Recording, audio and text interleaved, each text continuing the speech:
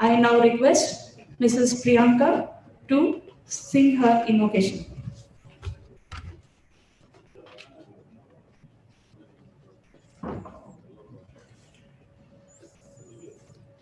Madeva, Madeva, Madeva, Madeva,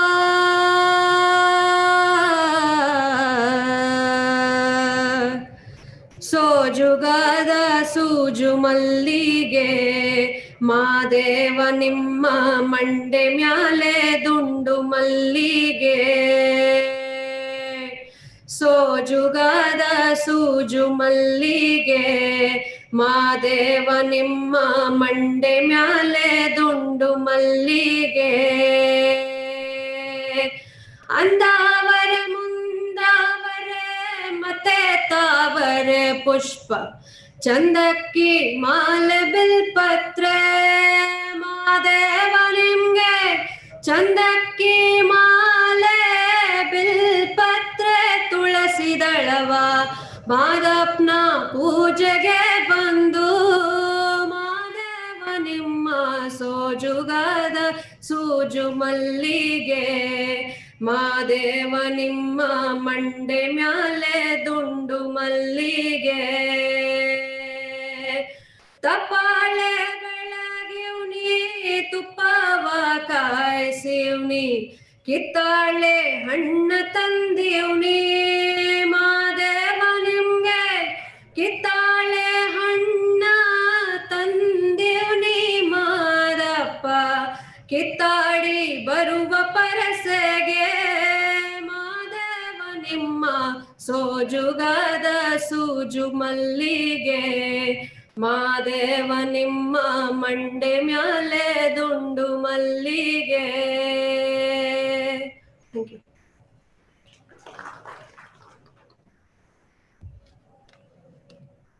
For the Nadagite, I request the gathering to stand and respect it.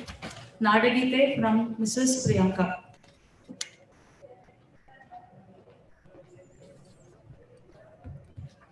जय भारत जननीय तनु जाते जय हे कर्नाटक माते जय सुंदर नदी वनಗಳ ನಾಡೆ जय हे रस ಋಷಿಗಳ ಬೀಡೆ जय भारत जननीय तनु जाते जय हे कर्नाटक माते ಭೂದೇವಿಯ ಮಕುಟದ ನವಮಣಿಯೇ ಗಂಧದ ಚಂದದ ಹೊನ್ನಿನ ಗಣಿಯೇ ರಾಘವ ಮಧುಸೂದನರವತರಿಸಿದ ಭಾರತ ಜನನಿಯ ತನುಜಾತೆ ಜೈ ಭಾರತ ಜನನಿಯ ತನುಜಾತೆ ಜಯ ಹೇ ಕರ್ನಾಟಕ ಮಾತೆ ಜನನಿಯ ಜೋಗುಳ ವೇದದ ಘೋಷ ಜನನಿಗೆ ಜೀವವು ನಿನ್ನ ವೇಷ ಹಸುರಿನ ಗಿರಿಗಳ ಸಾಲೆ ನಿನ್ನಯ ಕೊರಳಿನ ಮಾಲೆ ಕಪಿಲ ಪತಂಜಲ ಗೌತಮ ಜಿನನುತ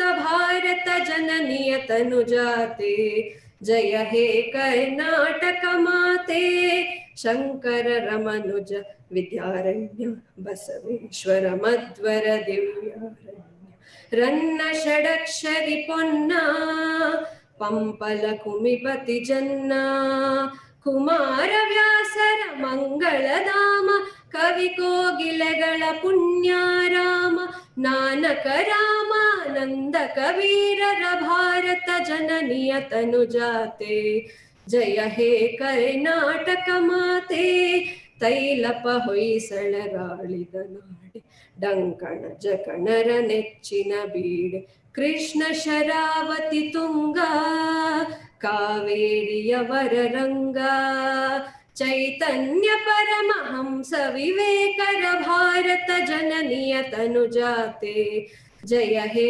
ಕರ್ನಾಟಕ ಮಾತೆ ಸರ್ವ ಜನಾಂಗದ ಶಾಂತಿಯ ತೋಟ ರಸಿಕರ ಕಂಗಳ ಸೆಳೆಯುವ ನೋಟ ಹಿಂದೂ ಕ್ರೈಸ್ತ ಮುಸಲ್ಮಾನ ಪಾರಸಿಕ ಜೈನರು ಧ್ಯಾನ ಜನಕನ ಹೋಲುವ ದೊರೆಗಳ ಧಾಮ ಗಾಯಕ ವೈಣಿಕರ ರಾಮ ಕನ್ನಡ ನುಡಿ ಕುಣಿದಾಡುವ ಗೇಹ ಕನ್ನಡ ತಾಯಿಯ ಮಕ್ಕಳ ದೇಹ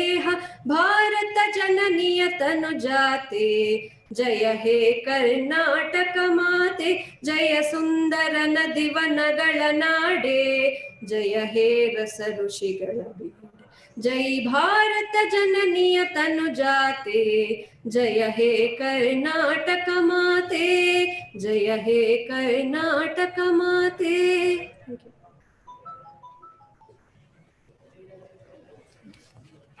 Thank you, Mrs. Priyanka. It gives me immense pleasure to invite our Honorable Vice Chancellor, University of Mysore, Professor G. Hemant Kumar, to welcome the gathering.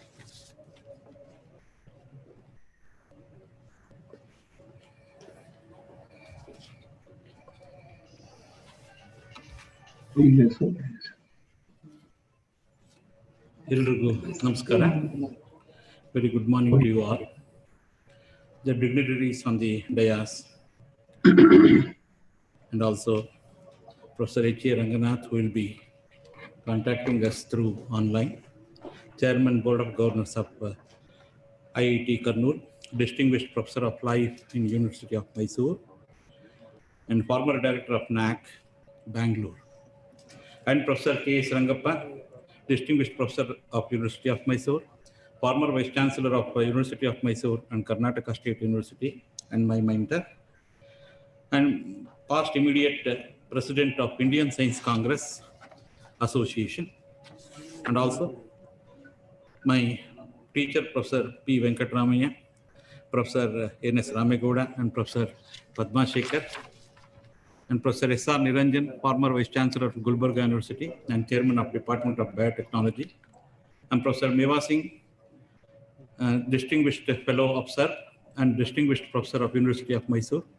my colleague, Professor K.M. Mahadevan, and members of Syndicate and Academic Council, Deans of all faculty, Chairmen of all the departments, and colleague professors, and professors of University of Mysore, invitees, members of media, ladies and gentlemen. The National Education Policy, NEP 2020, is aimed at transforming the Indian education system to meet the needs of the 21st century. The new policy seeks the rectification of poor literacy and also numeracy, outcome associated with primary schools, reduction in dropout, and the level of middle and secondary schools, and adoption of multidisciplinary approach in higher education system. As a part of this policy also focuses on early childhood care, restructuring curriculum and pedagogy, reforming the assessments and examinations, and investing the teacher training for broad-based their appraisal. And through this NEP 2020 seeks to bring the holistic change in the education system of India. Its success depends upon the way and will that we have to be implemented. In adopting the 5+3+3+4 model for the school education system, starting at the age of 3, the policy recognizes the primacy of the formative ages from 3 to 8 years in shaping the child's future. So another key aspect of the school education in the policy is breaking out of strict division of arts, commerce, and science streams in high school classes. Another laudable aspect of the scheme is the introduction of the vocational courses with internship. This may enhance the sections of the society to send their children to the school. The policy seeks to leverage the huge potential on the online pedagogy and the learning methodologies for increasing the gross enrollment ratio in higher education. According to the policy, in spite of periodic inspection and transparency, maintaining the quality of the standards favorable for a favorable public perception, which becomes 24/7 pursuit for the institutions, leading all around improvement in their standards. The policy also seeks to establish the super regulator for the education, which will be responsible for setting the standards and funding and accreditation and regulation of higher education in India. The document states the university from among the top 100 in the world will be able to set up the campuses in India. This leads an infusion of international perspective and innovations, which will take the Indian education system more efficient and competitive. Since the education is the concurrent subject of both center and state governments that can make the law on it, the reforms proposed can only be implemented collaboratively by the center and also state. The new education policy, NEP 2020, is a good policy as it aims at making the education system holistic, flexible, multidisciplinary, and aligning to the needs of 21st century and by 2020 sustainable development goals. The intent of the policy seems to be ideal in many ways, but it is the implementation where it lies the key to the success, where all the administrators, teachers, and scientists should give the hand to make up this education policy to come into practical. So we must be able to what we call take up this. First of all, we must change our mind setup to what we call adopt this. So by telling this, I thank you all for all the participants here. I wish you all the best.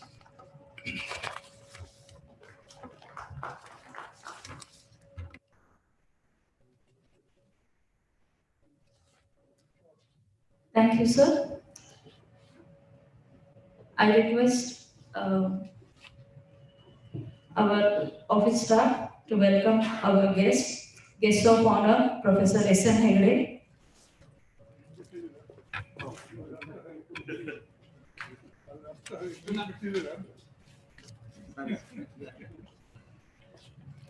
I welcome our guest of honor, Professor K.S. Rangappa, former Vice Chancellor, University of Mysore, Karnataka State Open University, Distinguished Professor for Life, Institution of Excellence, University of Mysore.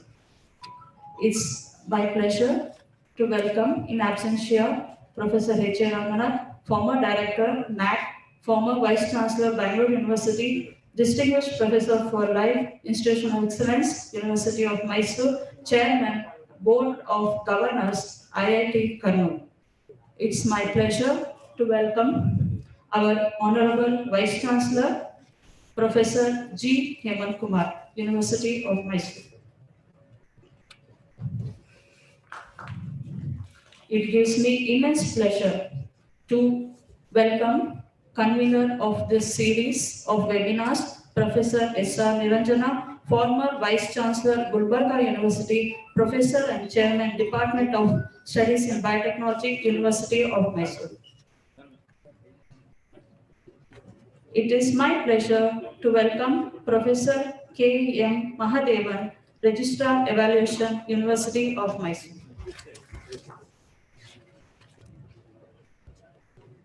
Thank you, ladies. I now request our guest of honor, Professor S.N. Hegde, to deliver his brief remarks. Yeah. I request the dignitaries on the dais to light the lamp.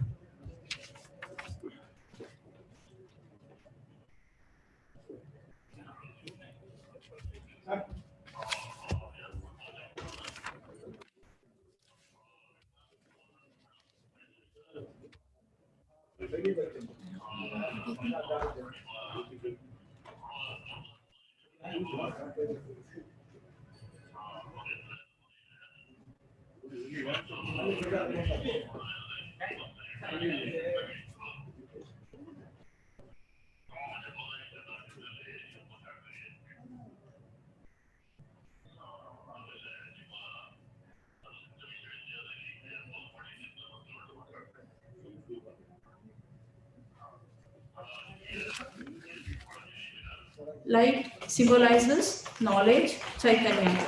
It is considered as a symbol of auspiciousness and abundance.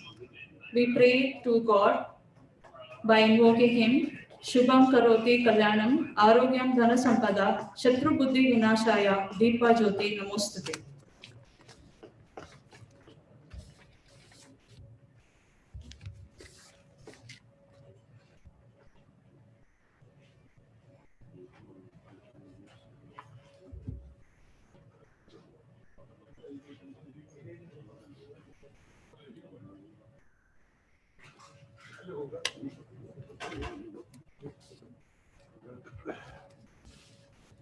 Thank you, sir.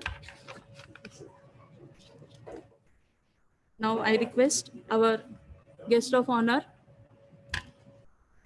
Professor S.N. Hegde, to deliver his remarks.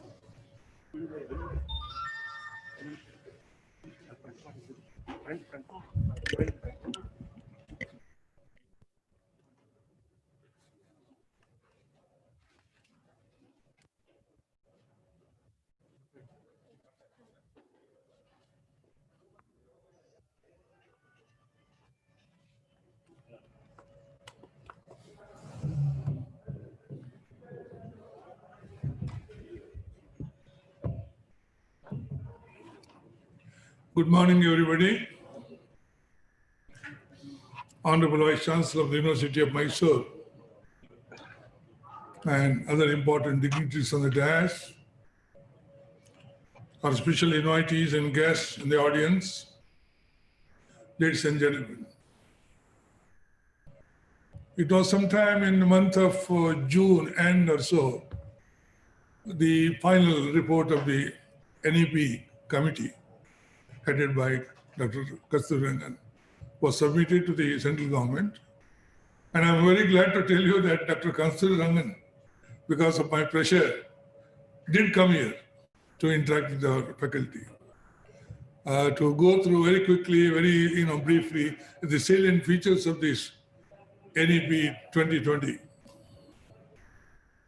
I think a lot of things have been written, a lot of debates have taken place, are still taking place. I don't know whether we are behind the schedule or behind the time. Anyway, something is better than nothing.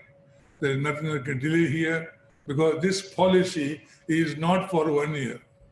This policy is for 10 to 15 years. There's enough time for people to ponder over, to prepare, including the government of Karnataka, and then start executing it. I am given 5 minutes. Professor Niranjan has been insisting that not more than 5 minutes. So let me just touch upon the important aspects of this policy.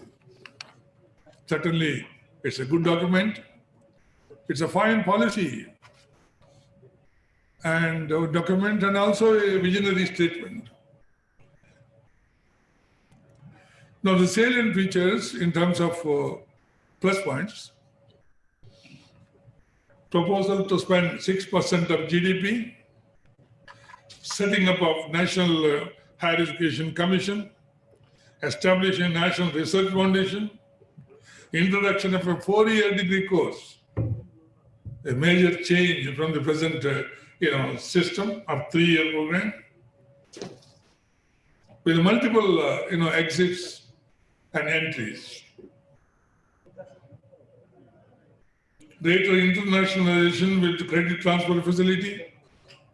People can study wherever they want to, and whatever they study and whatever points they earn, that could be transferred. Encouragement of private participation. I have been one of the votaries of this private participation. Not privatization, private participation. There are many reasons why we should encourage this in a large country like ours. If at all our GER, gross endowment ratio, is today about 26 point, where is Professor Ramagowda? Is there. There are a couple of factors responsible for it. One is the distance education. The other one is the private participation. Autonomy for self-reliance and self-governance. Very good, welcome change. We have been talking about it. Professor Venkatamaya knows what kind of autonomy we have been able to give to colleges in the last so many years, in spite of high ambitions. Because there is a lot of bureaucratic control here. It's not easy to come out of that. There's this continuation affiliation system, an archaic system, a curse that was passed on to us by the British government way back. But still we are going ahead with it. There are certain reasons for continuation and there are very strong reasons for discontinuation, not immediately, but in a phased manner. Now that's okay. There are so many other lofty, laudable, ideas in the policy. which has taken more than 5.5 years. Now, what are the constraints or challenges in implementation? I think the Vice Chancellor also briefly mentioned. Is the time up?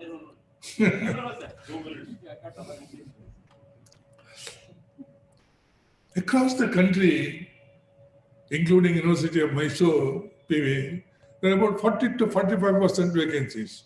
Vice Chancellor can correct me. 50, more than 50% vacancies. You are managing, you are not doing a good job, you are managing with so-called guest lecturers, ordinary teaching, ritualistic, preparing notes and dictating them in the classroom. No research at all. They are not available for interaction with our PhD scholars and students. That's the situation, including Central University. Few days back, there was an article. Of course, a lot of articles have come up in Deccan Herald, which I read regularly. There are 90,000 single teacher schools in this country. 90,000. You talk about quality, you talk about switch, you talk about foundation course, you talk about this and that. Where is the correlation? There is so much of gap and mismatch between what you plan and what you really do. This is something that we are worried with. Anyway, 6% of GDP. This was recommended by Professor Kothari way back in 1966. 34 is on the 54 years. Our governments, whether Congress or BJP, have not been able to really reach out, not able to go to that extent of spending money on good education, starting from pre-primary.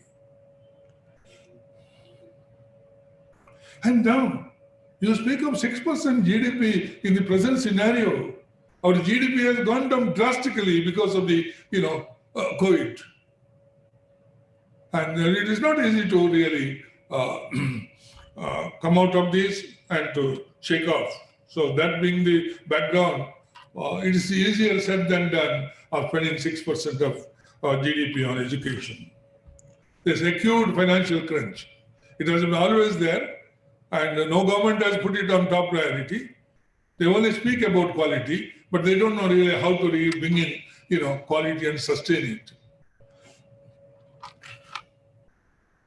National Education Commission, replacing UGC and then AICT and other apex councils. In a large setup like this, if you go for one single agency, of course, it says that there will be about 4 different organs of this to support, but still, on one side, we talk about decentralization. On the other side, again, we come back to centralize more and more. We have to wait and see how this is going to work. Autonomy. I mentioned about it earlier. We have no mindset to give autonomy to good institutions. Mr. Vice Chancellor, Professor Hemant Kumar, I'm drawing your attention. I think I had drawn the attention of Professor Rangappa earlier. Whenever our team goes to the college, they go as inspectors. They go as constables, highlighting the lacunae, the deficiencies and the drawbacks. They don't tell them how to really improve upon. They don't tell them that we have come here as a friendly team just to enlighten you, to guide you, to improve upon year after year. This is the way we function. Where is the autonomy? We are averse to the idea of autonomy at different levels. UGC will not give autonomy so much to universities. Universities, in turn, will not pass it on to affiliated colleges. There's a hierarchy of not cooperating. I went to Mangalore University as a team and was really, surprised that autonomous colleges were treated just like affiliated colleges. They made their own statutes or something. I said, nonsense. What is the idea of giving autonomy? So we are not in good shape in terms of autonomy. You know why? There is a trust deficit. UGC doesn't trust universities. In turn, universities don't trust the colleges. That's why we are not been able to pass on this cardinal principle of self-governance and self-reliance. Nothing like self-governance. Nobody can build an institution. You have to allow people to build their institutions. And intellectual learning and, if you see the report, is the time up? Okay. If you see the report, they don't want small colleges, 100 admissions, 200 admissions. They want 3,000, 5,000, 10,000 admissions, large, colleges, or large autonomous colleges with interdisciplinary, multidisciplinary. See, these are jargons of words. Where are the facilities for the colleges to provide, either for teaching or for living? You think they will be able to provide hostels and all, living material? Do you think they have the resources for the teaching material? So these are, let me conclude by saying that words are words, but deeds are better than words. Promises are easy to keep, but actions are more important. Ultimately, we believe in the adage that the taste of the pudding lies in eating, and therefore we have to wait and see whether the central government and all the state, in a federal setup, all the state governments have the commitment to implement this wonderful policy, which, as I said, is a fine statement of policy and also for future preparedness. Thank you.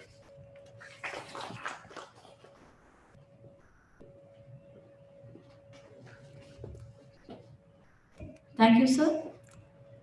I now request our guest of honor, Professor K.S. Rangappa, former Vice Chancellor, University of Mysore and Karnataka State University, Distinguished Professor for Life, Institute of Excellence, University of Mysore, to deliver his address. Hello, namaskara. Good morning, everyone. The Honorable Vice Chancellor of the University of Mysore, Professor G. Hemant Kumar, Mentor, Professor S. N. Egreji, Professor Niranjana, Professor Mahadevan, and many dignitaries of the dais like Professor P.V. Venkatramaya, Professor N. S. Namagoda, Professor Padma, and my good friend Professor Mema Singh, the member of the syndicate, Mr. Ningrajagoda, and other colleagues of mine, ladies and gentlemen, media friends. I am really very much delighted and congratulate the organizing the committee for organizing this webinar meeting on national education policy, which was approved by the Union Cabinet with an aim to introduce several changes in the education system from school to college level. The National Education Policy 2020 is the first education policy of the 21st century and is the third major revamp of the framework of education in India since independence. My role is very limited within 5 minutes. I thought, let me tell you a few facts on the role of National Research Foundation to promote quality academic research and patents. I will restrict my lecture to that only. The two earlier education policies were brought in 1968 and 1986. Education forms the foundation of any society. The growth of society depends upon the quality of education that is being imparted. The National Education Policy has brought sweeping changes in education system, which includes new pedagogical and curricular structure of school education, that is 5+3+3+4 structure, and also has focused on the mother tongue of the students, striking on to their 3-language formula. The National Education Policy has given provision for the single regulator for higher education institutions, which means Higher Education Commission of India, multiple entry and exit options in degree courses, low stakes board exams and common entrance exams for universities. India has long historical tradition of research and knowledge creation in all the disciplines, which has to be strengthened to make India lead in research and innovation. Knowledge creation and research are critical in growing and sustaining a large and vibrant economy, continuously inspiring nation to achieve greater heights. If India has to become a leader in the area of science and research and truly achieve the potential of the vast talent pool in the coming years, the nation will require a significant expansion of its research capabilities across all disciplines.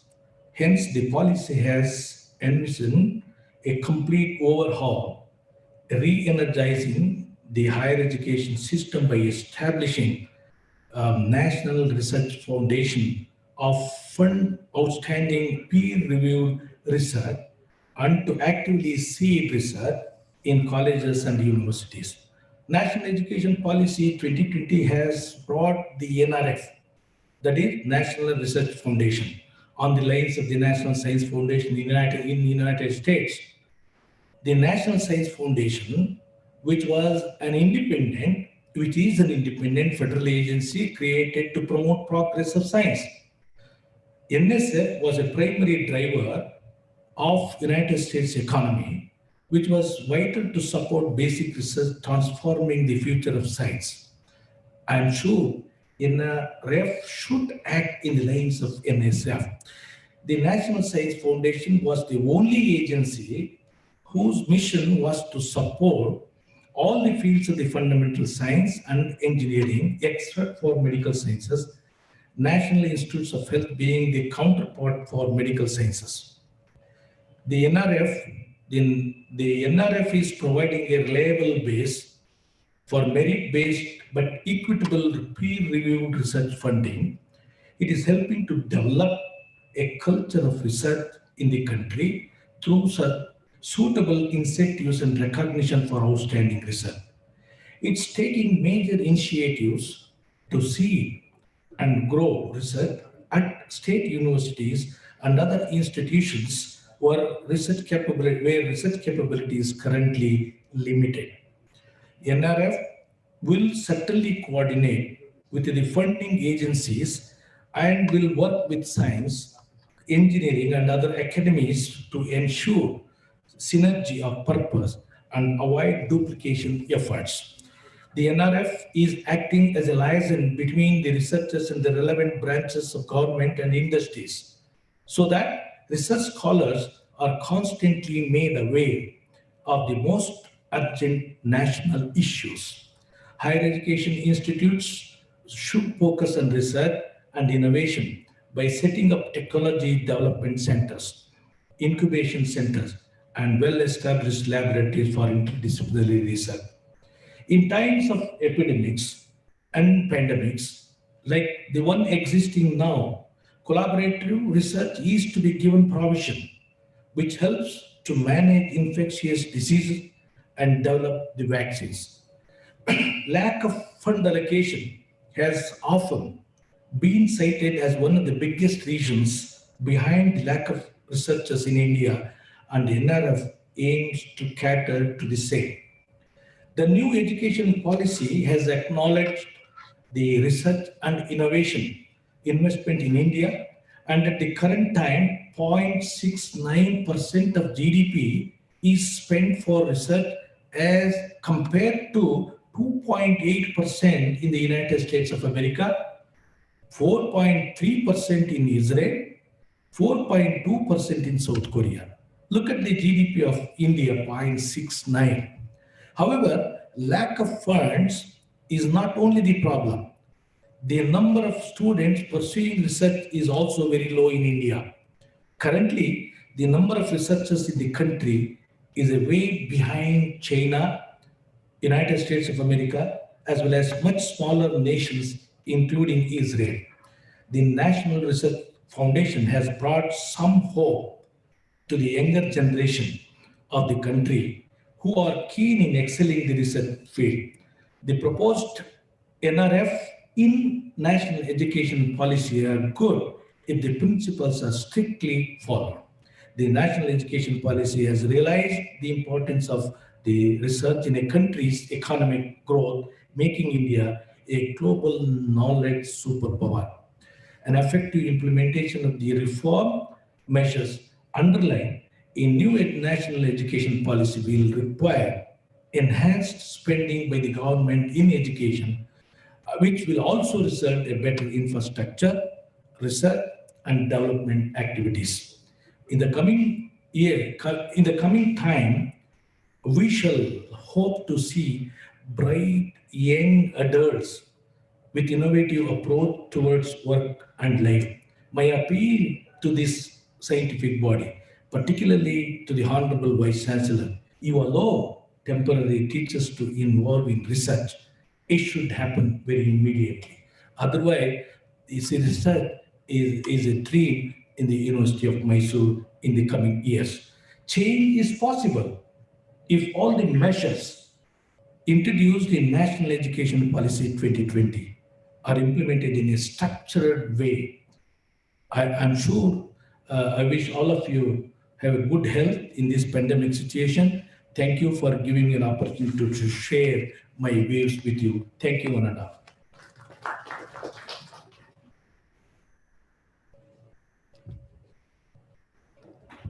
Thank you, sir.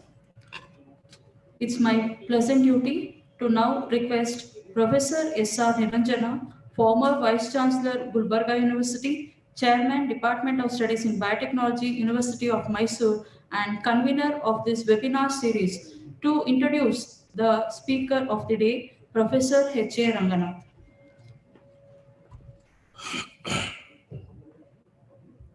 Hello, namaskara. Good afternoon, all of you. Today we come to a topic that is the webinar lecture by Professor H.A. Ranganath. And first I would like to once again welcome all the dignitaries sitting on the dais, especially Professor S. Negde, Honorable Vice Chancellor of Mysore University, Professor G. Hemant Kumar, and Professor Rangappa, and Mahadevan, Controller of Examination. Each and every Vice Chancellor is competent to speak on this national education policy. But today we are listening by Ranganath. Then it is a webinar, that's what we have given the webinar series. It starts. So year afterwards, how many years it will take to implement, and each and every lecture will take place by one. So that's what this webinar, especially the exercise in a series of dialogues envisaged by the University of Mysore. The objective is to discuss and strategize the process to implement the recommendations of NEP in the ambit of university. That is the idea of holding this webinar, first webinar, and we requested Professor H. Ranganath to deliver lecture on that. And I would like to introduce, and also I welcome Professor Venkatramaya and Professor Ramegowda and Padma Shekhar and other members of Syndicate Academic Council and all chairmen of the department, once again as a convener. And this is the good exercise, and we need of the hour today to discuss about all these things in different level. University teachers, college teachers, affiliated college, government colleges. It is need of the hour to discuss, to implement. It will take time to implement. So that's what, so I discussed with the Vice Chancellor, and Vice Chancellor is agreed to hold this inaugural lecture on national education policy. And I am happy Vice Chancellor has taken keen interest to make it as an university program. This national education policy is the duty of the university to take up. That's what university has taken up now. And a year afterwards, so different level of series, and Professor Agade, Professor Rangappa can speak on 1.5 hours, 2 hours on this policy to implement. That is the opportunity we have got it. It's a roadmap. You have to prepare a roadmap. So in the interest of new generation, I think 80 participants are participated in this seminar, sir. Professor Ranganath, sir, first I would like to welcome you for this webinar, sir. Welcome you, sir. I would like to introduce Professor Ranganath. Many of us, we know that he is a former Vice Chancellor. Ranganath is an Asan Annegowda Ranganath was born on 16th June 1948, Karnataka. Why I would like to read for 2 minutes of his biodata. Last 2 decades and total 5 decades, including his experience and all that, the way he has contributed and the way he has worked in different positions. And still he is continuing in a fascinating of a lecture. He is fond of lecture and giving lectures and talking to the people is the hobby of Professor Ranganath. Ranganath was born on 16 June 1948 in Karnataka. He obtained his PhD in 1975, University of Mysore, and postdoctoral experience in Laboratory of Germany and United Kingdom. Professor Ranganath has served the University of Mysore for over 3 decades, 1975 to 2008, in different capacities. Since the early 1970s, Ranganath has made original contributions in the area of genetics and evolution and has published extensively in reputed journals. Research projects of Professor Ranganath are funded by INSA, UGC, DBT, and DST, DFG projects from Germany and other funding agencies. The excellent contribution he has contributed to the University of Mysore. Professor Ranganath was instrumental in establishing 2 national research facilities at University of Mysore.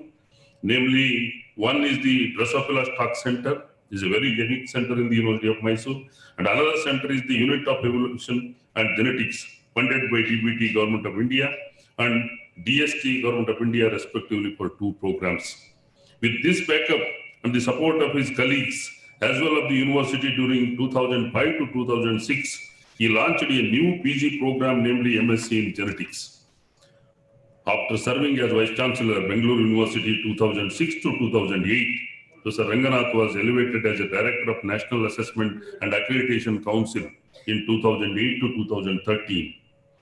An autonomous institution of UGC, this NAC, now he is recognized as the Lifetime Distinguished Professor at University of Mysore. He was also a visiting professor for 5 years, 2014 to 2019, at Indian Institute of Science, Bangalore, and it is the rare opportunity to get the position at IISc for the conventional professors. That position he got it in the IISc. You should appreciate his contribution when IISc is recognized and given a space to work as a visiting professor in Indian Institute of Science. Currently, he is the Chairman Board of Governors, IIIT Kurnool. At present, he is visiting professor, Center for Human Genetics, Bangalore. Also, Professor Ranganath is the editor-in-chief of one of the oldest and prestigious international journal, the Journal of Genetics, published by the Indian Academy of Sciences. Professor Ranganath is the Vice President of Indian Society of Evolutionary Biologists.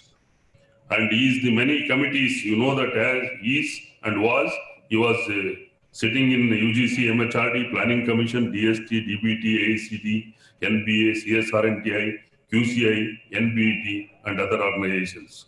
And other science academies. His recognition is elected as the fellow of all science academies. That is the very great. The Professor Meva Singh is sitting here. Very few compared to any other universities in Karnataka or elsewhere. And all the 3 academies, only we are 2 people. One is the Professor Meva Singh, other one is Professor Ranganath. Others are having a different academies, but all the 3 academies only with these 2 people. I don't know, it has to extend for others also. And they are the inspiring model for to get the academy. He is the 3 Academy Fellow, Indian Academy of Science, National Academy of Sciences, and National Academy of Science Academy, FNA. And also, very important is Sri Venkateswara University has conferred on Dr. Ranganath the honorary degree of Doctor of Sciences. He has got the honorary degree also.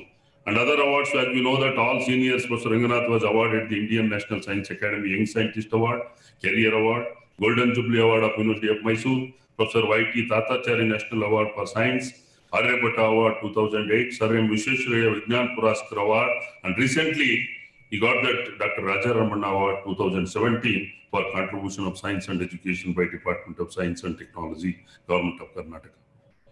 Lastly, his biodata is very long, just I selected because his contribution for 50 years, it will go to many pages, but I would like to end up, the current interest of is this, Professor Ranganath is administration of higher education. Always his WhatsApps and mails are telling that he is writing to the council of suggesting something to do like this, do like this. And he is right in the many sense because he is telling that the council, higher education council has to be academically audited for every 10 years. So that's very important view given by the former Vice Chancellor like Professor Ranganath. And the council has to audit the academic audit for that one. That's very important. And teaching genetics evolution, activities of the science evolution panel of the Science Academy of the country.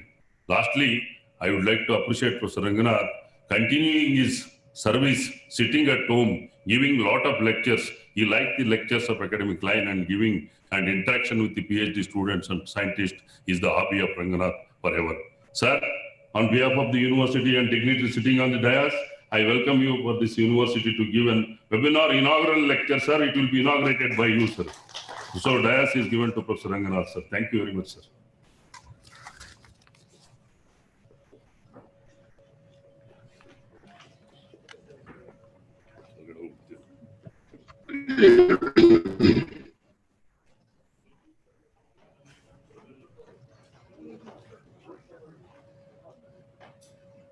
ಇಲ್ಲ ಇಲ್ಲ ಕೆಳಗೆ ಇಳಿತಾರೆ.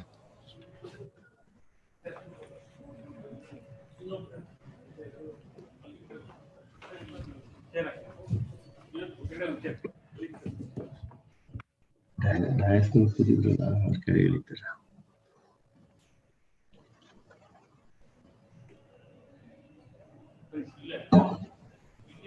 Prime minister ಅವರೆಲ್ಲ ಬೈತಾರೆ.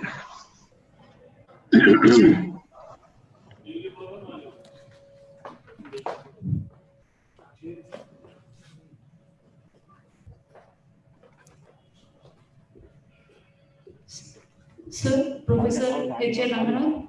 Sir, now Yeah. I request you to kindly deliver your talk on National Educational Policy 2020. ಎಲ್ಲರಿಗೂ ನಮಸ್ಕಾರ. At the outset, before I say anything, please accept my sincere apologies for not turning up there to give a talk physically there. This is because of the health issues of my wife. I cannot leave my headquarters there. I am here, and basically I wanted to be there to share my feelings and opinions on higher education with you people, but somehow it was not possible. So, outside, I am extremely thankful to Honorable Vice Chancellor Hemant Kumar and the organizers, Niranjan and his team, for inviting me to inaugurate this series of dialogues. This is not the only one. As I understand, a series of dialogues will be there in connection with how to go ahead with the implementation of the new national education policy. And now I must confess, I'm away from all of you, therefore I'm comfortable to speak.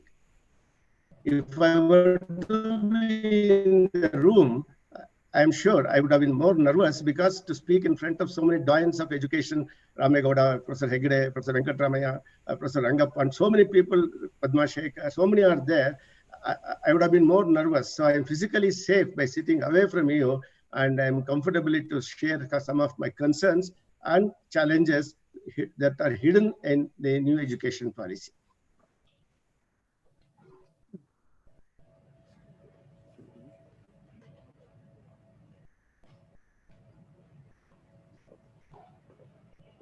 So here, I must say something before I start the education policy issues. New education policy was announced, as S.N. Hegde said, Hemant Kumar said, and Professor Rangappa already shared with you. It was, for the first time in memory, I could see, it was heartening to see Honorable Prime Minister on a public platform announcing the major features of NEP. During the conclave organized by MHRD and UGC on 7th August, and again on 7th September during inauguration of the Governor's Conference, Prime Minister articulated much more coherently. Sir, believe me, for the first time, a Prime Minister is anchoring in higher education policy. With great panache and sureness, he demonstrated the commitment of the government to take forward the recommendations while remaining enough to remark and reflect on a few gray areas.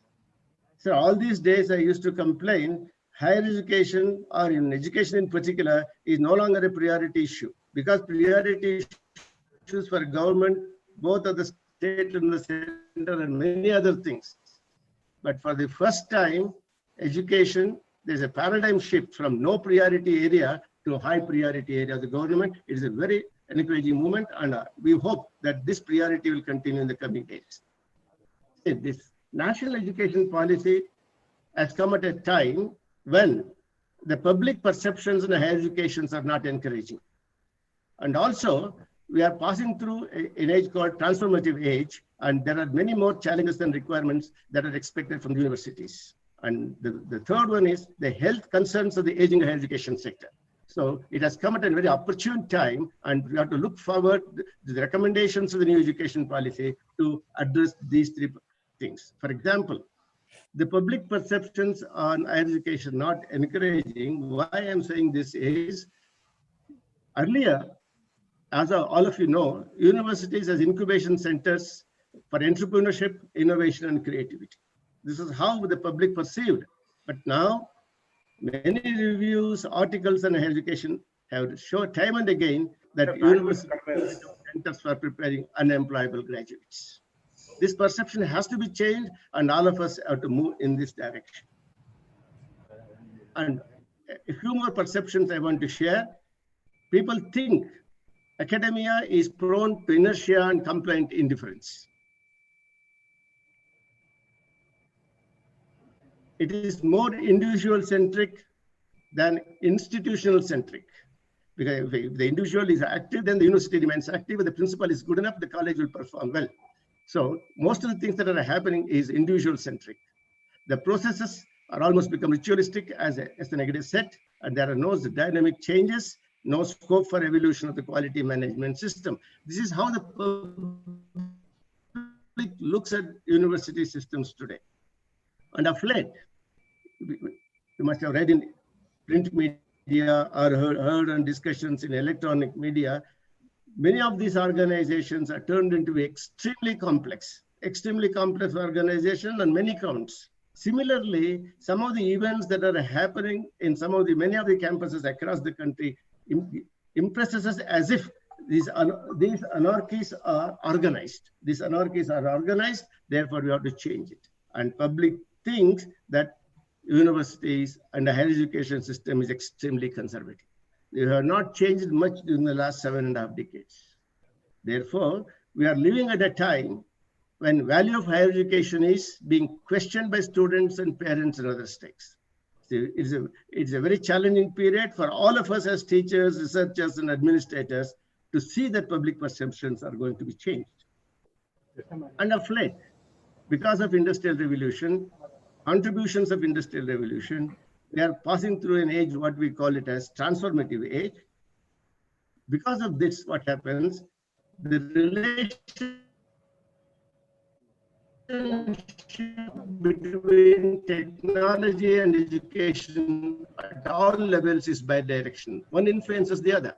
The technological innovations combined influence the evolution of the education system. And this education system, through education system, new innovative knowledge have been created, shared, and it has impacted the technological evolution. That means it is bidirectional.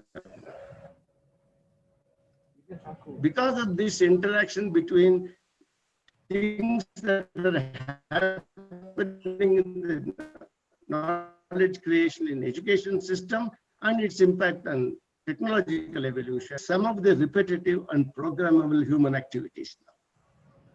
For example, the future work will be radically different, driven largely by machine economy.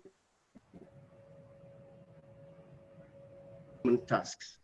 Artificial intelligence augment human education system.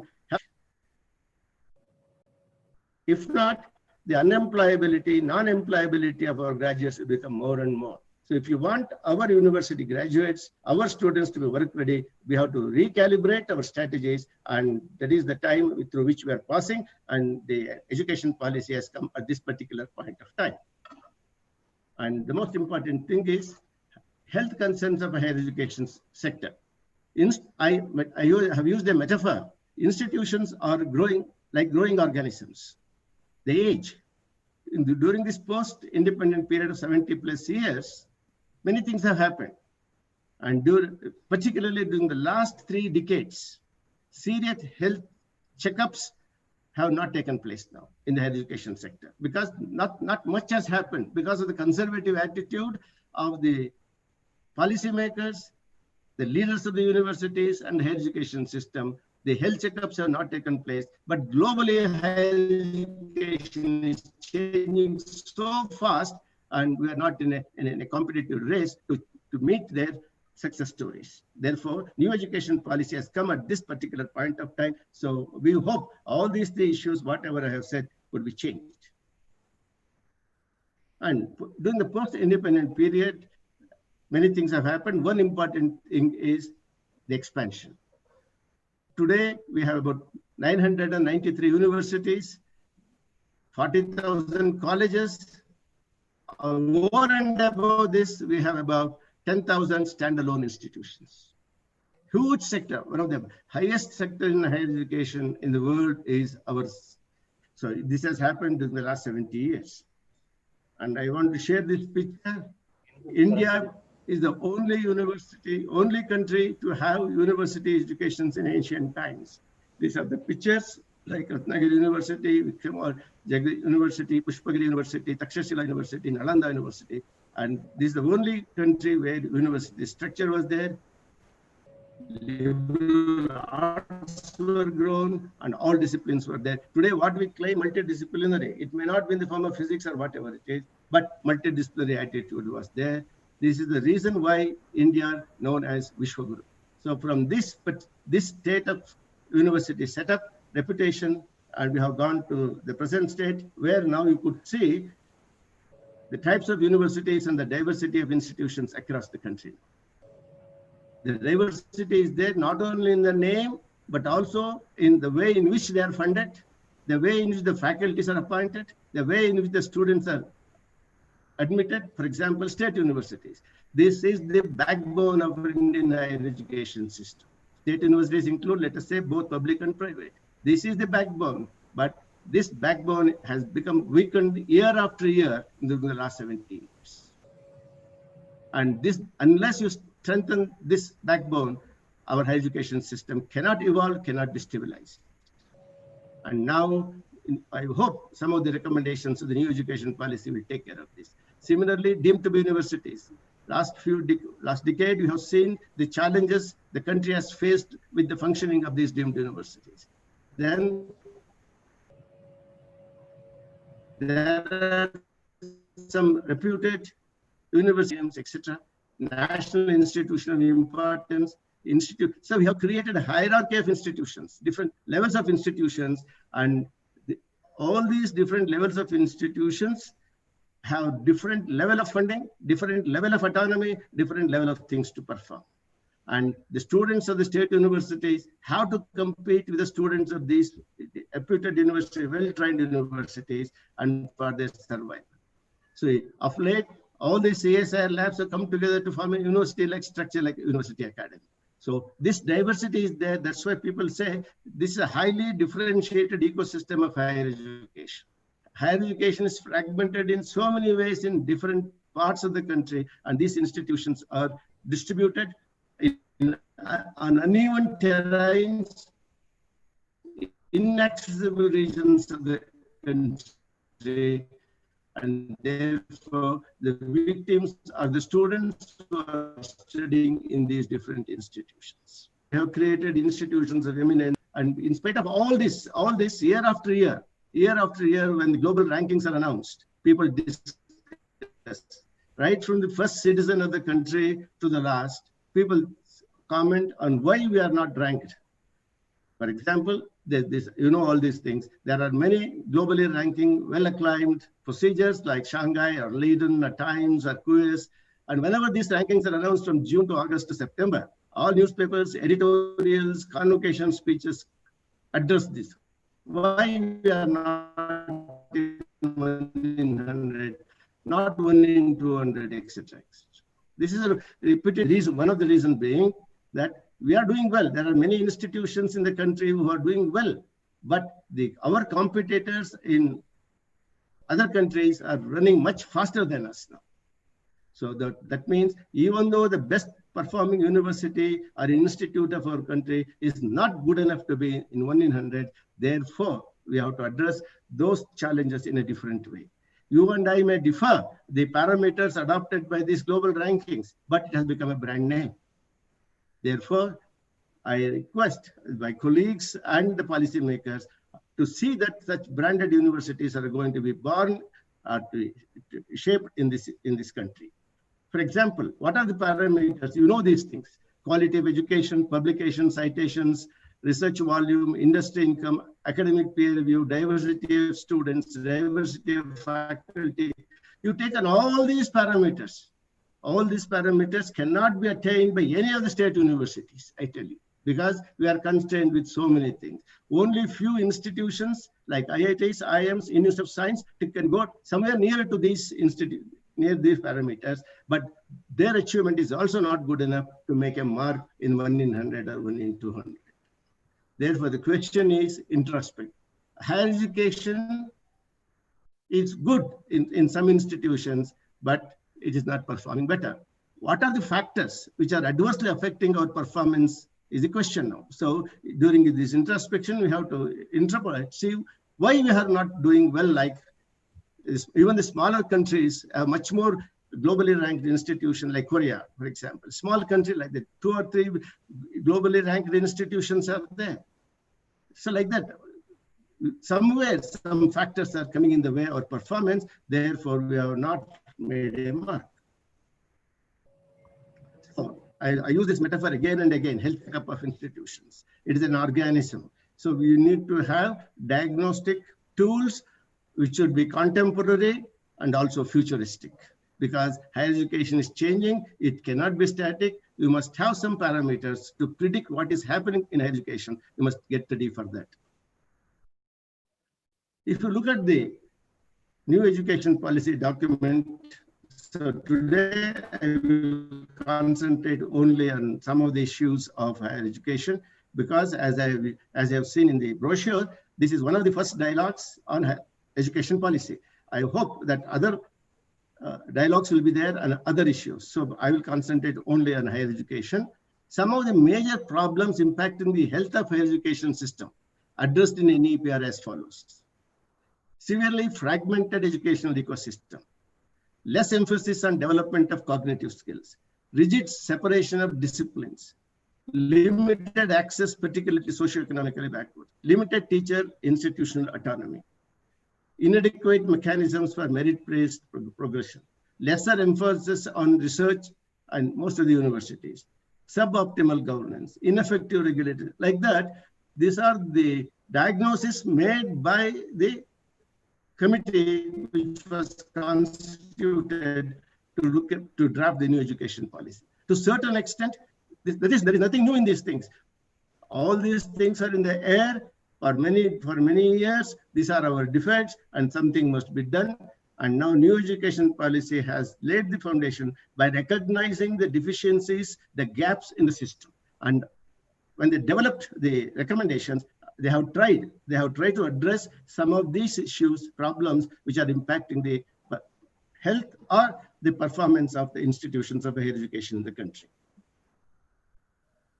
And now, coming to the brochure, the objective of today's dialogue, hosted by the University of Mysore, is to discuss and strategize the processes to implement the recommendations of NEP. I am impressed by the word implement, because nobody has asked us to implement now. But now, like what in biology says, already proactively, University of Mysore is trying to pre-adaptive mechanisms are in place, at least to think in the direction, because the cabinet has approved it and the president has given the nod for Ministry of Education now. So already it is in the pipeline now. Today or tomorrow, it is a question of time. It will come to us. Therefore, I think, to my knowledge, this is the first time the word implement has been used by an institution about the new education policy. There are many webinars across the country about the contents of the new education policy, but nobody has critically reviewed, critically looked into how to implement it. how to implement it. Therefore, I must congratulate the boldness, the dareness of the Vice Chancellor and the organizers to use this word, and let me go through this. So all my discussions hereafter depends, it is focused on how to implement it. What are the recommendations which we may consider? Who has to implement it? How to initiate the process? Some of these discussions I will make now. So here, to start with, let me say, there are a few recommendations of the NEP, which has to be addressed only by the central government. Nobody else can do it. And there are many, many recommendations. With the existing provisions and freedom of state government, they can tackle the recommendations through their acts. They need not wait for the new NEP to come. Similarly, there are many recommendations of the NEP. Affiliating state universities within its ambit of statute and regulars can also look into it. So I have categorized the recommendations of the NEP into 3 sectors. One, exclusively to be implemented by the center, and there are many more things which can come down to the state level also. So first important recommendation is, as already shown, there's a diversity of institution. The ecosystem is highly diversified and so many varieties of institutions are there. And now the new education policy have done one thing. They have reduced this diversity into 3 main titles. First category is research universities with less of teaching, focus is on research. The second category is teaching universities, main focus is on teaching, and also concurrently they will do research. So both the first and the second, there are university level institutions and they're empowered to award degrees. Nobody will touch their power. But only thing is the title would be research universities and the title will be teaching universities, and others are the colleges now. Even among colleges, you will have autonomous colleges which will be given in the due course the power to award degree, and other constituent colleges. So these 3 categories have come into existence, and now it is already being discussed is how to categorize these institutions. What are the benchmarks to say that you are the teaching university, you are the research university, etc. Because all universities want to be in the first category, that is universities with emphasis on research and teaching. No university wants to have this second level now. And now the challenge for the policymakers is how to categorize, how to classify the existing 900 and odd universities to the first level, the second level, and the third level. And the NEP has not said it. NEP has given the broad contours. I must repeat again and again. What NEP has done is, it has given the broad contours. And now one of the important contours is reducing the diversity. And now it is for us to establish benchmarks to see how different institutions can be categorized. Here I can say that when they established the benchmarks to give A grade, B grade, or C grade, but over a period of time, NAC through its own mechanism, consultations, research, etc., they came out with benchmarks, they came out with criteria and other things to classify which is a grade, which is a B grade, or which is C grade. Similarly, now the national education policy has given a major thrust to reduce the diversity, and now it is for us to do this. So now, because this challenge is there, for example, let me take Karnataka has 21 plus public universities and 15 plus private universities. Now it's a challenge to the Hemant Kumar and his team. They can already available on the web pages of many universities, or even the NAC can give it information. We have to establish our own benchmarks to see if the points to be gained by university to go to the first level, and then the second level, and the third level. These classifications are dynamic. Whatever it is there in the second grade today, with more performance in the next 5 years, it can go to the first grade. Therefore, university because of its institutional memory, because it's 100 years plus. It's the cultural center, academic center, and it can take up a project or a project mode, particularly with the Department of Statistics, Education, of Humanities, Social Sciences and Sciences, to establish this benchmark. Nobody has done it. So I request Hemant Kumar to be a pioneer in this project, and whatever he does to establish the benchmarks, it may not be final, but it will be in the public domain and they can discuss it. And it can go to the Higher Education Council of Karnataka and then the government of Karnataka. So if these things can happen, we can classify at the state level which are the teaching universities, which are the research universities. Why I need this classification is, depending on that, the funding will depend. If it is a highly research-oriented university, different type of funding is required to bring it up in research, publications, etc. If it is a teaching university, we have to improve the teaching performance, and also we have to promote the research activities of those faculty members. So this classification is important, and to classify this, because the University of Mysore has taken this lead on a project mode, taking the examples of the state itself, they can establish the benchmark in the next 3 months. It will be a great contribution to government of Karnataka and the Higher Education Council, and certainly it will be recognized in the country, because as of now, the policy is silent about how to classify this. It is a challenge, and this challenge can be taken up by the University of Mysore.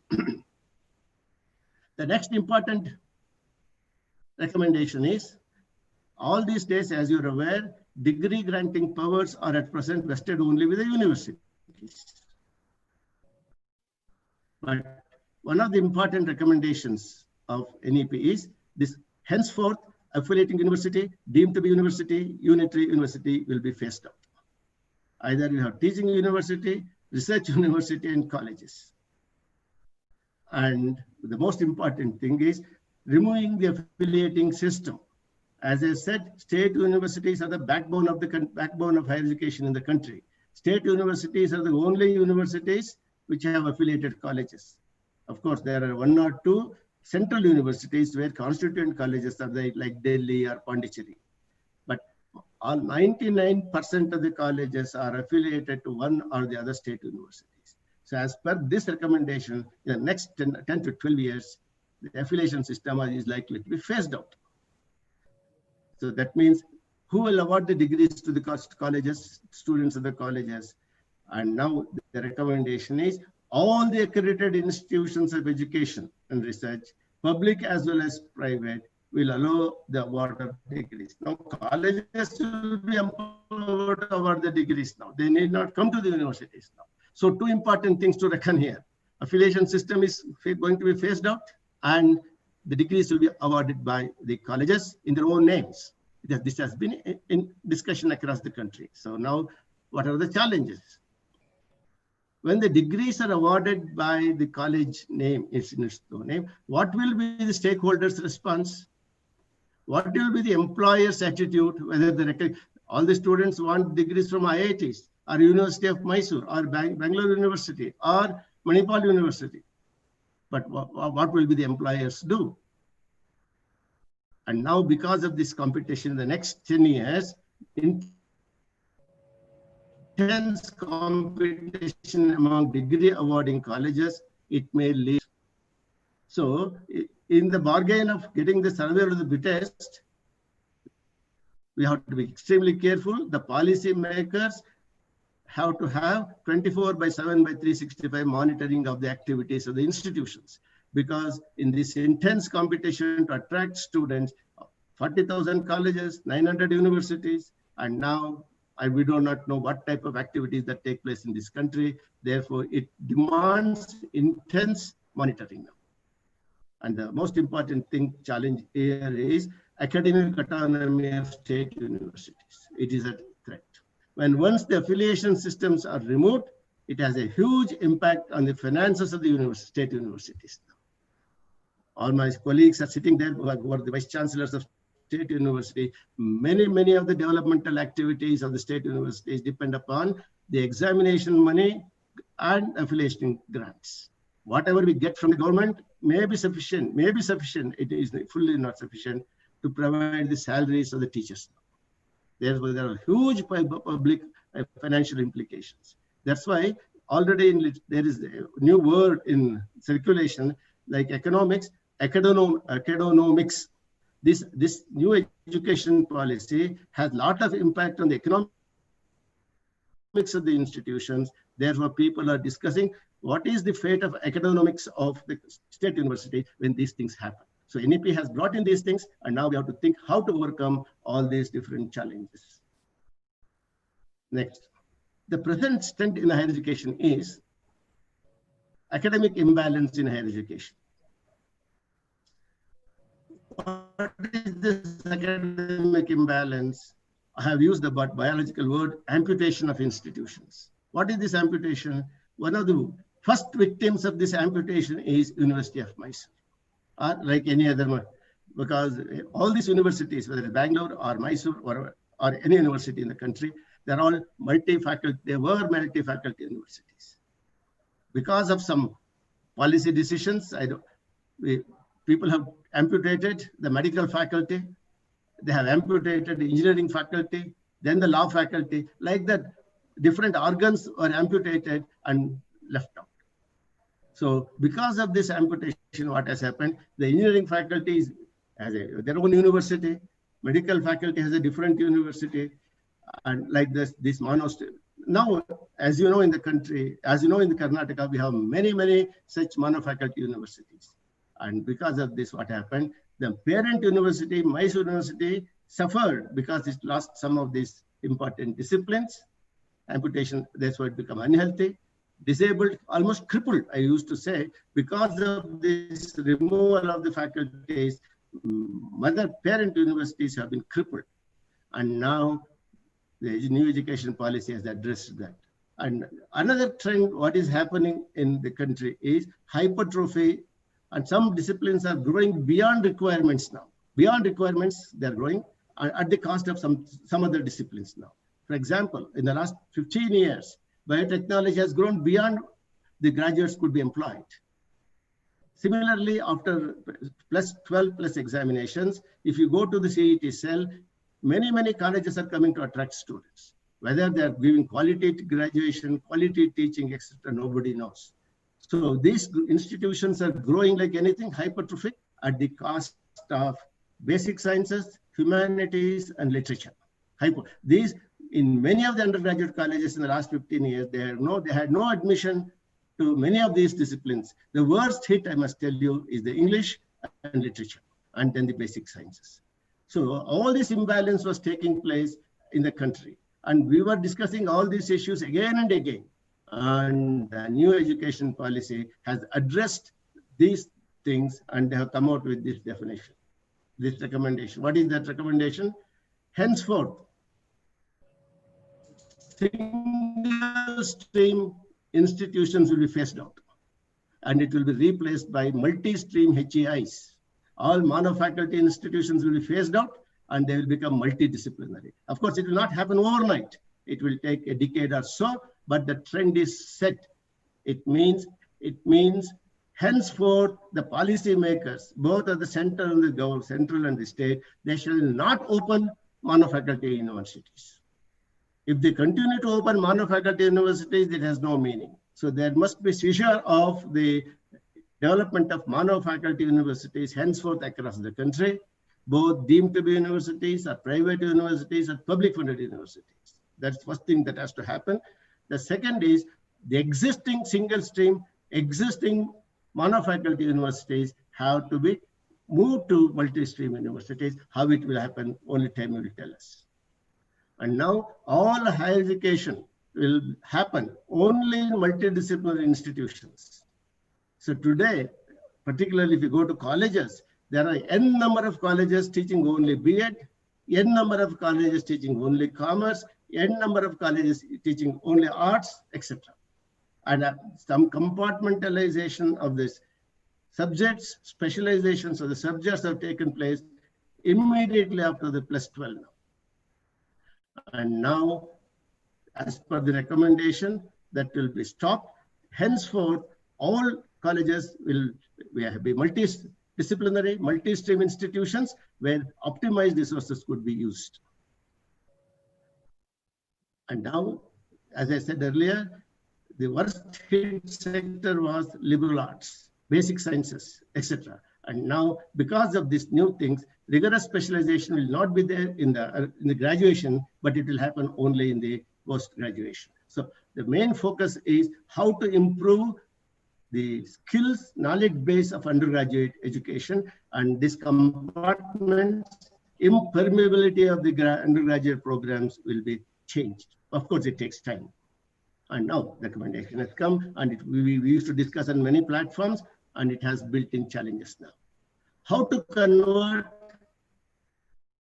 strategy to convert all single-stream institutions to multi-stream colleges now. As I said, so many commerce colleges are there, so many B.Ed colleges are there, humanities, social sciences class, how to convert them? Is it possible to make all single-stream to multi-stream? If it is so, the biggest challenge is human resource. Financial implications, infrastructure. Again, I say the new education policy has given this broader contour, but within this contour, the challenges are these things. When you want to implement, now University of Mysore wants to implement it, how to go about it is the challenge, and they should develop a model. This is an excellent model for policy making. This is an excellent model for University of Mysore to take up research on these things now. Research on issues which are hidden in the new education policy. Now, because University of Mysore has taken this lead, how to make a single stream institution to multi-stream. This is only a suggestion. As Professor Niranjana has told me, today in the audience, there are many chairpersons of the Board of Studies, heads of the departments are there. So today, I take the liberty of suggesting this cluster of constituent colleges. We have, for example, 3 constituent colleges, Yuvaraja's College for Science, Maharaja's College for Humanities and Social Sciences, College for Fine Arts. These are all constituent colleges.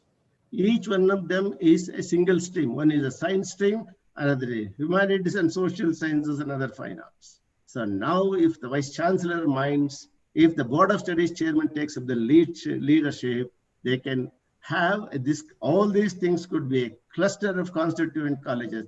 Management-wise, administration-wise, principal-wise, they remain as independent. But teaching collaboration, students of physics major must have the ability to take some courses in humanities and social sciences or vice versa, even in fine arts. Because it is in the umbrella of University of Mysore, all these single stream curriculum will be changed to multi-stream curriculum, giving wide choice for undergraduate students to take up other courses. Here I can share with you, when I was teaching at Institute of Science, a physics stream student took some, or he audited some courses in journalism. Some of the students audited some courses in dance, drama, etc.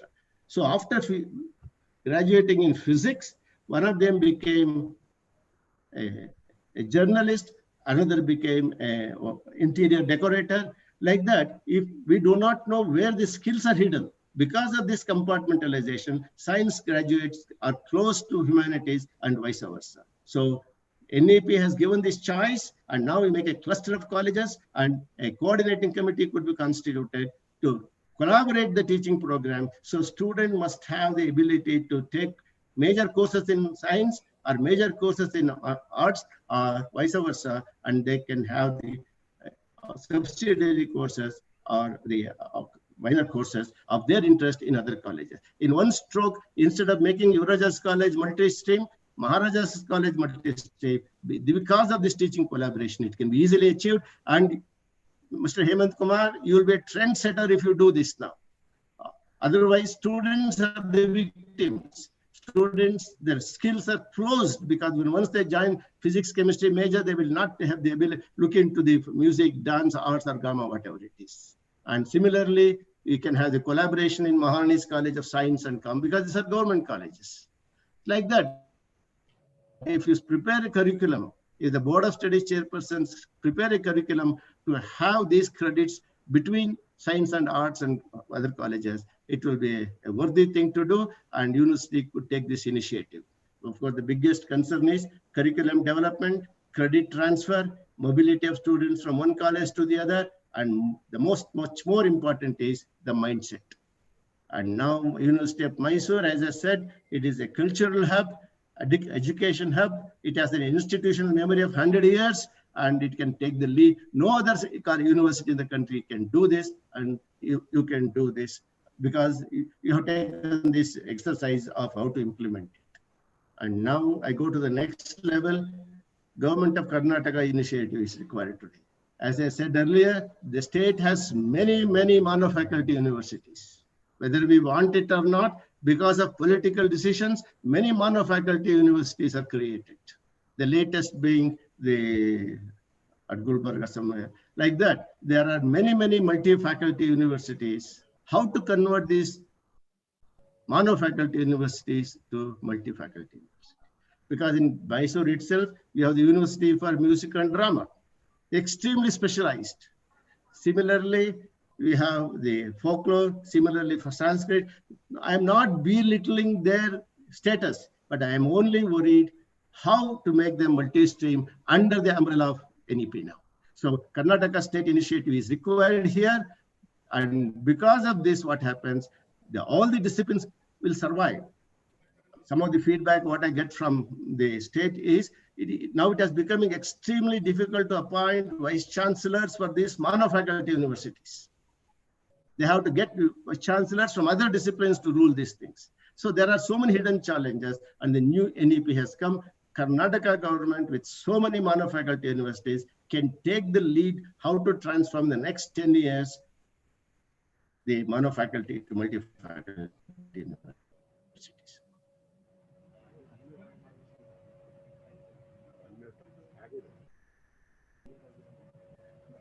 That is one thing. The degree, of course, the flexible system is there, and student need not come. What are the challenges now? So once I join a neurologist college, whether I like it or not, I have to go for 3 years. And as per the rule of duration, I have to complete the course within 6 years or 4 years. Otherwise, I'm ineligible to get the degree. So all this hidden constraint system, after 1 year, if you're not happy, you can go out, get a certificate, then a diploma, etc. So now the question is, the challenge is, if you implement curriculum development for certificate. After the student who is studying a physics major, he leaves after 1 year, he has to get a certificate. The boy who is studying economics as a major, he leaves the course, he has to get a, whether the physics major student or the economics major student will get a similar certificate or a different certificate. So the biggest challenge, because there are many streams of programs in Neurologist College, Maharajas College, or anywhere in the country. And now these different streams of students, when they go, they will get a certificate. In what context? In what subject? Similarly, diploma. So this has to be checked out. And now students must have a choice when they want to leave after first year, what type of certificate they need, in what type of skill they should have developed, etc. And now, the most important thing is, after leaving the course, after some time, they can come back and rejoin the course. And this has a major problem in the classroom now. Already in literature, in the last 3 years or 5 years, people are discussing 2 types of students in a classroom. One is traditional student who he continues his education uninterrupted. And those students will discontinue and come back and rejoin the class. They are called non-traditional students. Now the heterogeneity of the student population in a classroom will be very now. Traditional students have one type of mindset, and the non-traditional students, their requirements, their aspirations are different. And now the teaching faculty, board of studies, and the management have to manage the requirements of traditional students versus now. Both are eligible now. Both are eligible, and their requirements are different, and we have to take care of these things now. A postgraduate, not much of a change in the postgraduate program. One most healthy change is to remove the MPhil program in all universities, because all the time we were worried, what type of degree we are giving within 1 year now. And somehow they have dispensed with. It's a good decision. And as you know, this MPhil provision has been abused, misused in the last 15 years in many, many universities across the country. And now this, because of the credit transfers from one college to the other, from one university to the other, the new thing that can happen in the country is what we call meta university. A student who joins Mysore University need not be committed to Mysore University alone. He can acquire credits in Manipur University or any other university, or Bangalore University, or University of Madras, if he is eligible to get admission there. Wherever he gets an eligibility to get degree or credits, he can go on. So now his affiliation is not to one university, to many universities, and that is referred to as meta. That means, see, the vocabulary is gradually changing now, which we have not heard in the last 30 years. And when you transfer credits within the country and between the countries, it becomes a transfer of international credits. And now already UGC has constituted a committee to bring in the concept of passbook now. Passbook for every student is nothing extra here. In examination section, it has to have a different account to say number of credits required to get a degree, and whether these credits are acquired in one college, in a different college, or a different universities. And this academic passbook is available on the website, and anybody could check whether what type of graduate students are coming, what courses he has taken in which university. So finally, the onus of the university is to see whether the minimum requirement of credits have been acquired or not. So again, I tell you, Mr. Hemant Kumar, you can start this without any additional financial implication, academic passbook concept for Yuvarajas, Maharajas, and other students, where instead of marks card, they have the credits, and these credits are in like a bank, and students can check whatever they can do, and they go on. Sometimes fast track students, sometimes slow track students would be there, and passbook will reflect the way in which they have been graduated. So there are many things University of Mysore can take a lead now. And all these things is to improve the skills now. After certificate, what is the skill? What is the diploma skill? What is the graduation skill?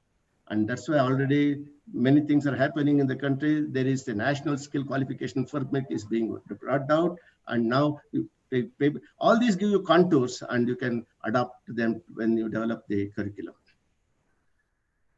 And I must tell you, the worst hit education sector in the last 20 years in the country is teacher education.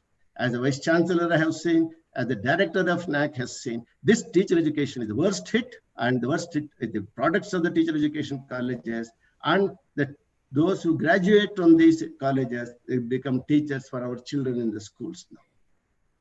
And Justice Verma committee was there when I was in the NAC, and they gave a lot of recommendations. And one of the happiest, the most strong recommendation is to phase out the single stream B.Ed colleges. And B.Ed colleges should be a part of multidisciplinary institutions now. Always B.Ed college was treated as an appendage to the major stream. So henceforth, no individual B.Ed colleges will be born, and teacher education programs shall be a part of the mainstream wherever physics, chemistry. For example, you take regional college in Mysore campus only. The 4-year integrated program is there, and it is the best model. And there, the student learns physics, learns chemistry, and also teaching pedagogy now. So the single stream B.Ed colleges will be removed, and it will become a part of the multi-stream. And now, again and again, though so much of flexibility is introduced, 4-year integrated program can run. Or if a student is already a degree holder, 3 years degree holder, he can have a 2-year B.Ed program in that same institution. If he has a graduate of 4 years, then he will have 1 year. That means so much of flexibility is there in a multi-stream college, 4-year integrated program, concurrently 2-year B.Ed program who have done 3 years, 1-year B.Ed program who have done for 4 years. So much of flexibility is poured into the system. Therefore, there is no commitment to, when once you join, you have to go through that process, whether you like it or not. Challenges. What I have done is, for every recommendation of bringing in challenges before you go through that process. Teams, 1 year program, be it 2 year and 4 year now. And therefore, we have to be careful, and the Board of Studies have to be extremely dynamic. And this is a dynamic curriculum. Dynamic curriculum has to be developed, and Board of Studies, onus is the Board of Studies. Responsibilities of the Board of Studies will be much more than what it is today. And now again, I'll come back to initiative of University of Mysore. Adopt 4-year integrated model of regional college of education. You need not wait for NEP to come down, because already in Bangalore, a few of the autonomous colleges have started 4-year integrated B.Ed program. There are provisions in the existing setup to start 4-year integrated B.Ed program, wherein you can teach the major domain, that is physics major, chemistry or biology or economics, along with the teaching technology. So after graduation of 4 years, students can go to physics MSc or chemistry MSc, or he can go to teach in a school, or he can do higher education and teach. So regional college model is already available to you, sir, and now you can adopt it. And just what we have to do is appropriate changes in the domain knowledge. It could be physics or chemistry, and the teaching technology. So, and there is already provision in the country. Bangalore colleges have already started this. Therefore, University of Mysore can take this initiative if they are willing to take up this particular challenge. And now already Professor Hegde has mentioned this. One of the important recommendations of this is, of NEP, is motivated, energized, capable faculty. They have given various ways by which one can do this. My only concern is always treat teachers or faculty members as academic parents of students. And academic parents are in the universities and the colleges. But what has happened is, where are these faculties today? Right? And now we'll give you some statistics. As on today, there are 77,912 vacancies of teachers in central and state universities. The central universities alone have 6,688 vacancies. Out of 18, that means 1/3 is vacant. Similarly, in IIMs, IITs, vacancies are there. In Delhi University has reported to have nearly 5,000 teachers without tenure as guest lecturers or ad hoc teachers. Even Mysore University has, like Professor Hegde has said, across India, exploitative conditions in private colleges are well known. So we want to produce energized faculty as per the new education policy, but where are the faculties? And this is a picture of Karnataka state. As you could see here, vacant positions in government universities of Karnataka, professors 354. In Mysore, it is 60. Associated professors in Karnataka, 536. In Mysore University is 82. Like that, 836 in Karnataka, 208. So total vacancies varies from one cadre to the other. Huge vacancies are there now, both at the national level and the state level. Unless you address these things, no education policy will succeed. The success of the education policy, and if this good faculty are not available, you are exploiting the guest faculty, temporary faculty, and they cannot do justice. Therefore, how to fill up these vacancies? Government of Karnataka, central government have to initiate a program. Establish a timeline to fill up vacancies as and when they arise. We know when exactly a teacher retires. Why are we postponing it? Both the onus is on the universities and the governments now. And now already there's one strong recommendation in NEP. At any one time, no institution can have more than 10% vacancies. This will be the eligibility criteria for many things henceforth. If you have vacancies beyond 10%, you may not be eligible to get grants, you may not be eligible to get accreditation, etc. Therefore, if NEP has to be successful, you can start from the University of Mysore. As Professor Hegde said, please initiate filling up of the vacancies. Otherwise, you are exploiting the weaknesses of the temporary vacancy, guest faculty whose future is uncertain. Of course, now the technology has come to our rescue, and wherever shortage is there, we want to use technology. And online technology may address the shortage of faculty. And how to address this? Again, at the national levels, this can happen only through the central government. National Education Technology Forum has been established. NETF, National Educational Technology Forum, is established, and it has multiple functions, and it will assist the state governments and the universities to take up the technology. And these are the functions of NETF. Only central can do these things. Of course, now with all this, because of technology, one should not get into open education system totally. What the country needs is blended learning. By taking cognizance of the diversity of students, society, cultural, geographic, economic, etc., we need blended learning.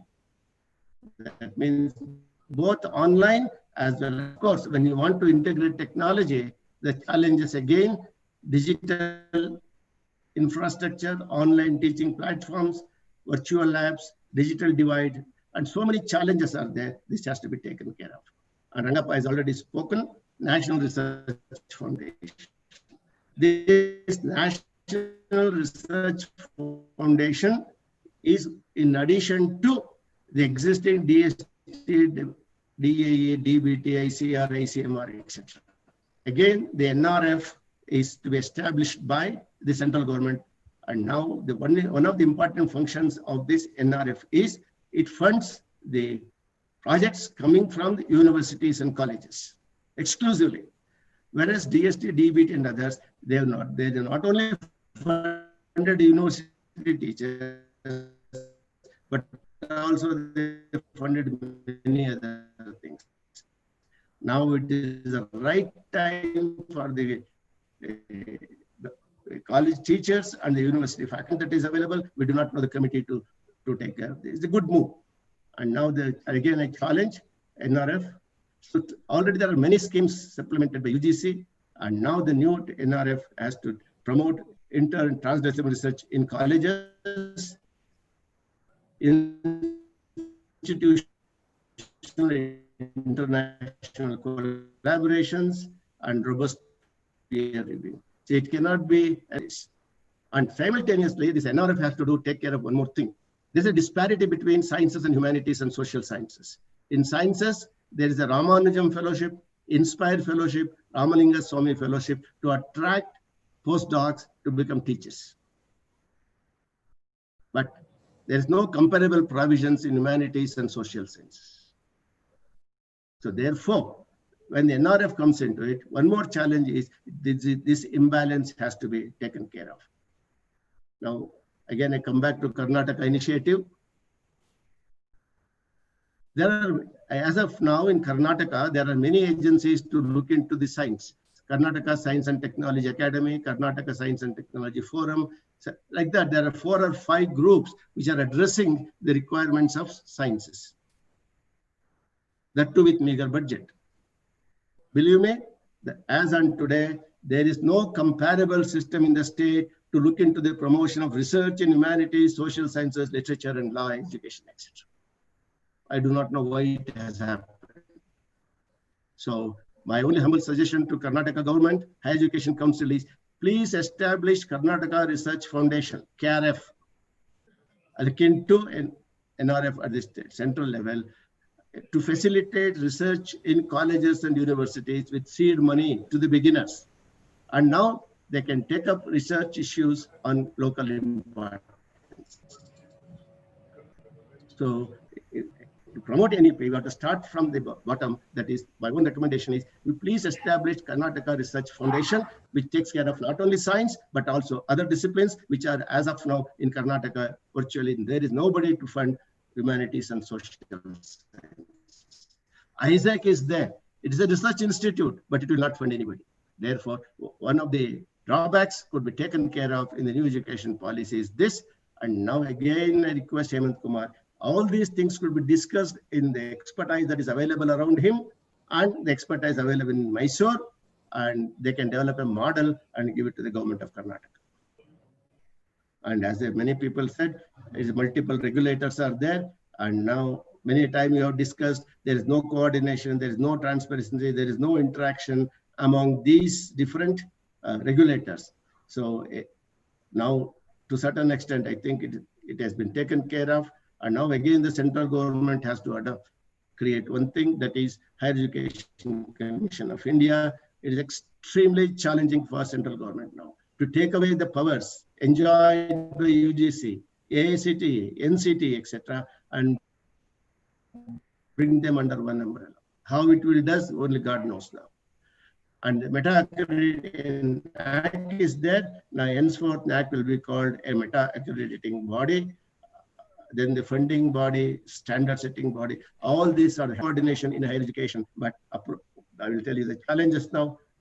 Composition of the teams of the four verticals. Four verticals are this, that is funding, then the accrediting body, general education body, and etc. These four verticals have to be taken care of. Who are the leaders? Who are the visionaries to participate in the team? So it should go beyond philosophy of science, philosophy of political vendetta, and future of higher education in the country depends on these four verticals. There must be a good organic link among these four verticals. And the most important thing is there has to be a smooth transition from archaic multiple regulatory regime to the current one. It has to happen, and it all depends upon how political will is there at the center because states cannot do anything here, and only center can do this. I hope it will happen in the next 10 years. And now, see, this is the most important. They want to strengthen the governance, and there will be each institution will have an independent board, and the independent board is called the Board of Governors. Leadership positions like vice chancellors and principals. I want all of you to look at the recommendation. Particularly, this is the worst statement I have cut and paste from the recommendations. Vice chancellors shall not remain vacant, but rather an overlapping time between during the transition between the outgoing vice chancellor and the incoming vice chancellor. There shall not be no in charge. But in the country, we have suffered because of this in charge mania. So this in charge mania will be weeded out if the NEP recommendation is taken care of. That is outgoing vice chancellor and the incoming vice chancellor will work for 1 month together, and then the transition will take place. And that body is called the Board of Governors, and it has to happen now. Otherwise, many universities have suffered, paralyzed because of in charge vice chancellor positions. And now, Board of Governors, they have said, right, who is the composition of the BOG? Who decides it? What happens to the current academic bodies like Academic Council, the Deans, Board of Studies, faculty participation in governance? Full, agreed. Board of Governance is an independent body, and it has given a contour. And now we have to make use of this recommendation in such a way that participation of all stakeholders are there, and thereby every institution will have an independent BOG, and BOG will take care of it, thereby going back to the government again and again and coming back for approvals, etc. can be avoided. Now, I'll come back to Government of Karnataka initiative now. As I said, as on today, there are many positions of the vice chancellors which are vacant. Initiate steps to fill up the vacancies of vice chancellors. Absolutely, there is no timeline. We don't have an in-charge election commissioner. We don't have an in-charge chief of army staff. So wherever in charge is not there, but here in education institutions, we have in-charge registrars, in-charge vice chancellors, and they cannot make decisions, and therefore it is crippled. And NEP recommendation is there. Even without NEP recommendation, the state government should wake up and they should fill up these vacancies. Otherwise, they are doing injustice to the students and the stakeholders. And appropriate amendments in the State Act with timelines for VC's appointments has to come down. And most thing that has not happened in the last 2 decades is absence of full-time principals who are the leaders of the colleges in government colleges. leaders of the universities called the vice chancellors, leaders of the colleges, of the principals, and this is the parent, and these parents' presence has to be taken care of. There is no need for NEP for these things. And indecisiveness of the policymakers is the one. I only request academia to wake up and see that this type of culture, in charge mania, is we should remove once for all, and therefore a continuity of thought, continuity of the process will be maintained. Of course, finally implementation, since education is a concurrent list, it will need planning, joint monitoring and collaboration between center and states. As I said through my talk, there are some things which state can do it. It is in the existing ambit of rules, regulations, statutes, etc. And of course, timely infusion of resources, infrastructure, and finance. As I said, academics has already come into existence, and people are looking at these policies, how economy has to be imported into the education. It may be COVID, it could be floods, it could be so. Now the war challenges are coming up. So day in and day out, country faces different challenges, but it shall not happen at the cost of the well-being of the education. Well-being of the education institution should not be sacrificed because of the challenges that are coming from anywhere.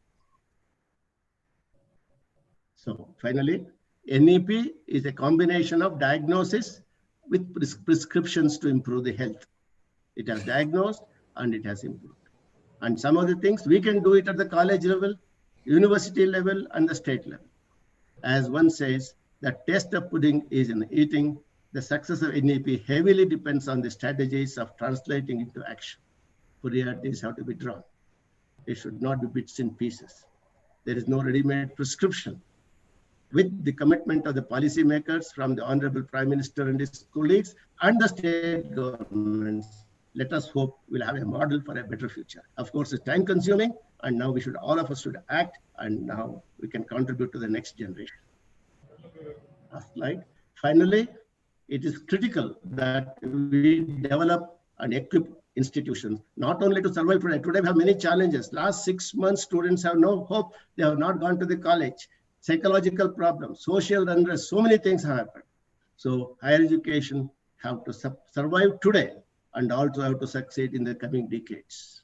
So it should be a sandwich of how to survive today and how to succeed tomorrow. Should be a futuristic program, and I only pray God that NEP will guide the system to move forward, and the beneficiaries will be our children and our students. So thank you, Hemant Kumar, for your invitation, and I've shared a couple of my thoughts today. Thank you very much. Mic ಕೊಡ್ತೀನಿ sir sir mic ಕೊಡ್ತೀನಿ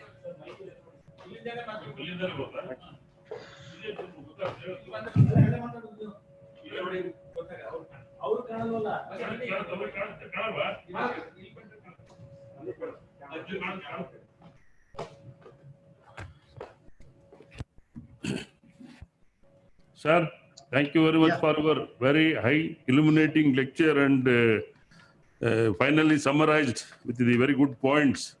And you have given the work for the Mysore University Vice Chancellor for 5-10 years to implement it. And these are all the challenges, really. It looks. So we will have some discussion, question and answers time, sir, if you have a time.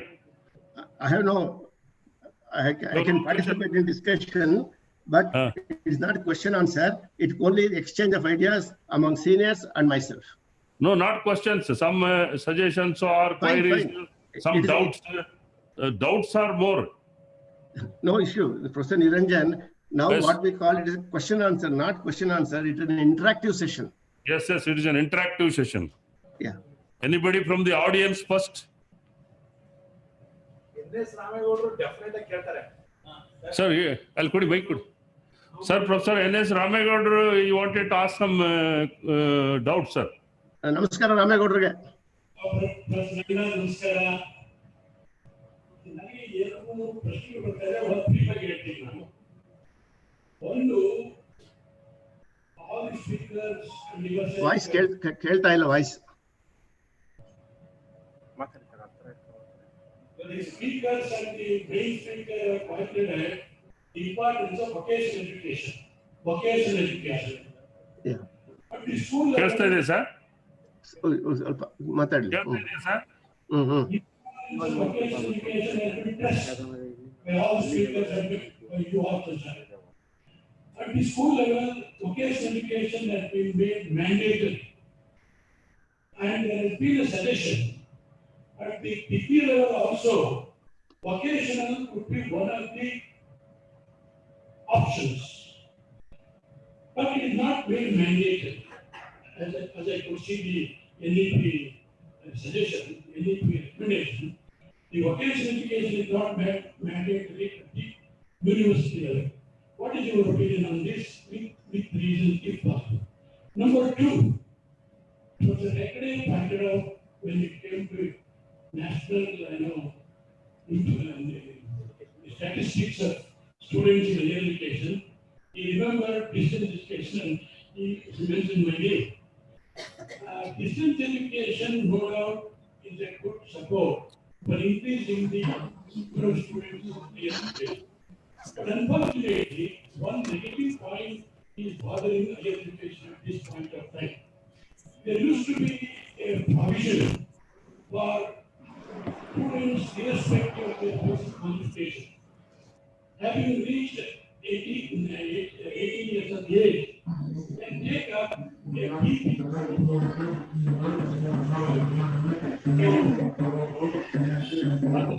Support for distance education.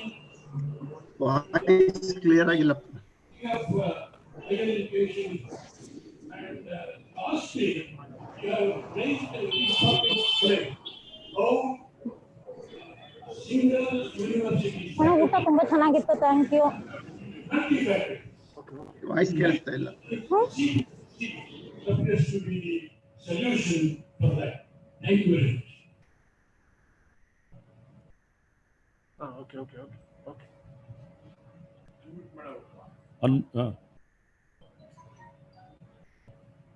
Sir Ramegowda sir ಕೇಳ್ತಾ ಇದೆಯಾ? ಹೇಳಿ sir. Sir, intentionally avoided two things. One is vocational education, another is distance education. Because these two independently deserve independent webinars. Therefore, I did not want to bring them together because ODL, that is distance education and vocational education, already they played an important role, one for skill development and improve the GER. Therefore, I request Niranjana and Hemant Kumar to have independent webinars on these issues now. Because if I bring all of them, I cannot discuss some of these things what I have today. So what you said is right, sir. We need to discuss independently how to take up the distance education and also to the vocational education. Because you know that vocational education started 25 years back. But what happened was, you remember, that vocational education was given, but later on they were converted into degrees. The importance of vocational education was lost. So historically, we have learned many lessons. By making use of those lessons, we have some messages and we have to recalibrate how to bring in these things back to the main forum. Again, I repeat, national education policy has given a own lane outside contour. It is for us to fill up those things and to serve the country. You cannot expect a policy to give micro details of every step. What they have done is outer contour, and within that contour, and now we have to prepare rules, regulations, and do this. And as you are there in Mysore, I only request Niranjana to invite you to contribute how the distance education can improve not only the GER and also the quality of education in the country. Thank you, sir. Sir? Sir, Professor S.N. Hegde wanted to discuss with you, sir. Yes, sir. Namaskara, sir. Namaskara, sir. Namaskara, can you hear me? Yes, sir. Namaskara. Namaskara. The NEP 2020 Yes, sir. recommends that every higher education institution should have two wings. One running regular courses. So, mic hatra itkali, sir. NEP 2020 recommends 2 streams of higher education by the institution concerned. One related to regular courses, the other one on online mode, distance education. This kind of idea is totally distasteful to Professor Ramagowda. I know that. But what is your view about every higher education institution, not only universities, whether research oriented or teaching focus, but even autonomous colleges? Every university or higher education should have, opportunities or should have, arrangements for 2 kinds of education. One regular, the other one on distant mode. That was not. Can you online? You are asking me about the online education, sir. Yeah. There's a dual mode. Dr. Ramagowda always mentions about it. So that's why, sir, I said our country needs a blended learning. Total online education will not be serve the purpose, because some students are comfortable with online, some students are comfortable with face-to-face. Some students are comfortable to bring them together now. Depending upon the social diversity, cultural diversity, and the rural diversity, we have to plan what type of blended learning is required. The bottom line is blended learning, sir. Because already there was a move in the country to have to establish e-university in the country. But because of these discussions, somehow it has been stopped. Total online education is not a replacement for anything now. Only in the emergency we have done these things, and it has to be supported by blended learning.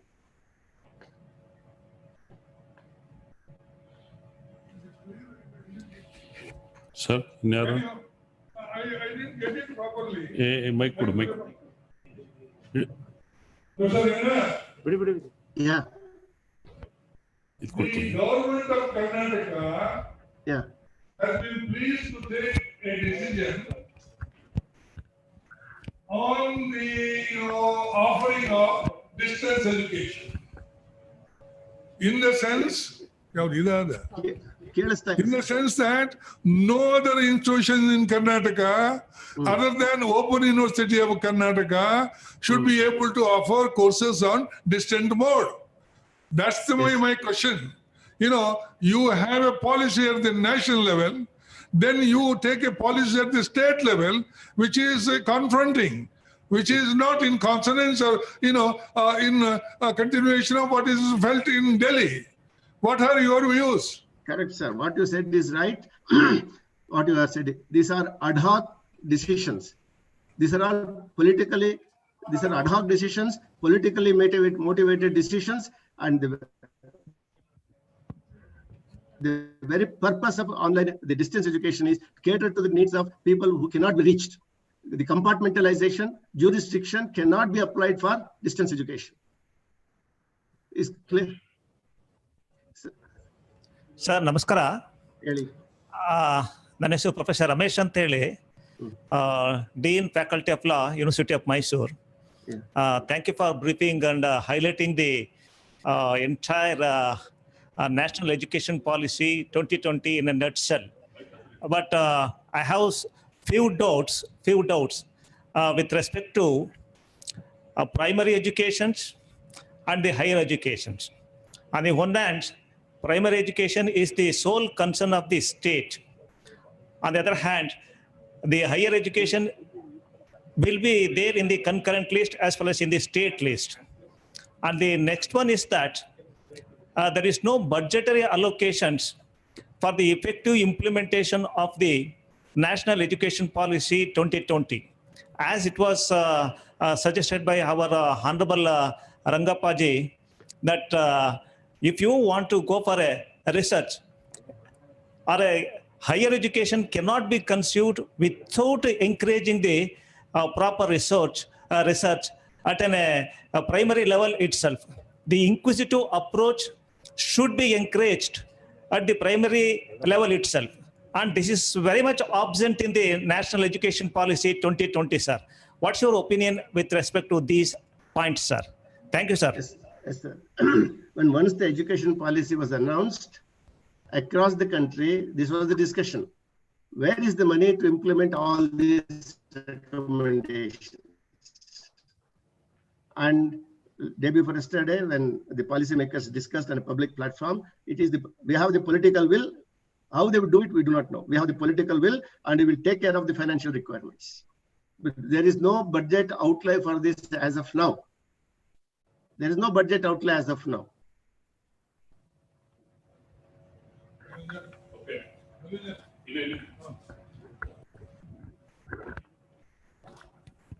Anybody from outside who are logging for the webinar lecture, if you want to ask any queries or some suggestions? ನೋಡಿ ಯಾರಾದರೂ login ಆದವರು ಕೇಳ್ತಾರೆ. Hand raise ಮಾಡಕ್ಕೆ ಹೇಳಿ sir. Unmute your computer, and if you want to anybody ask the questions or queries or some interactions. Sir, I am Dr. B. Gopal Singh. This is with regard to the undergraduate course, 4th year I am studying. The research will be introduced. Sir, the research will be introduced at 4th year of the undergraduate course. Yeah. It will be continued in case if it is for PhD in the PG courses. Yeah. For this, the research methodology course, how the staff members are trained to teach at the undergraduate course at the 4th year of undergraduate course, number one. And we have to increase the number of local HRDC, that is the academic staff, old academic staff colleges. We have to increase the number and also number of participants to get trained, because this NEP is a 10-year project. For that, we have to have the human resource training, which has to be planned. That's my viewpoint, sir. Thank you very much. Again and again, I said in my presentation, the biggest challenge is human resource development, right? And this human resource development has to be prepared not overnight. It is a time-consuming process, and we have to attract the best faculty to the teaching profession. We are not attracting the best faculty to the teaching profession. There is the drawback now. So we have to have a roadmap how to bring in teaching faculty, fill up the vacancies, and challenge them with more problems, and then move on. And now, because in many colleges and universities, because of the lack of permanent teachers, many things have gone outward, right? We have to be extremely careful, because all colleges are not expected to start 4-year teaching program for BSc. Wherever research schemes are there, they only can take up. Otherwise, every college has to do only 3-year degree program, because there are many autonomous colleges who are well prepared to take up the research in the 4th year. Thank you, sir. Thank you. Okay.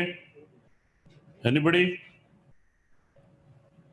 Sir, if no more questions, I have one clarification, sir. That day, Professor Balram was also given a lecture, and I asked the same questions to him also. Now we are under the great confusion that you said 993 universities are working in the country. And how this national education policy is going to adopt the criteria is going to follow for the research universities and teaching universities, sir. Can you enlighten on that one? What is the criteria you have to follow in implementing the research universities and as well teaching universities? Based on what?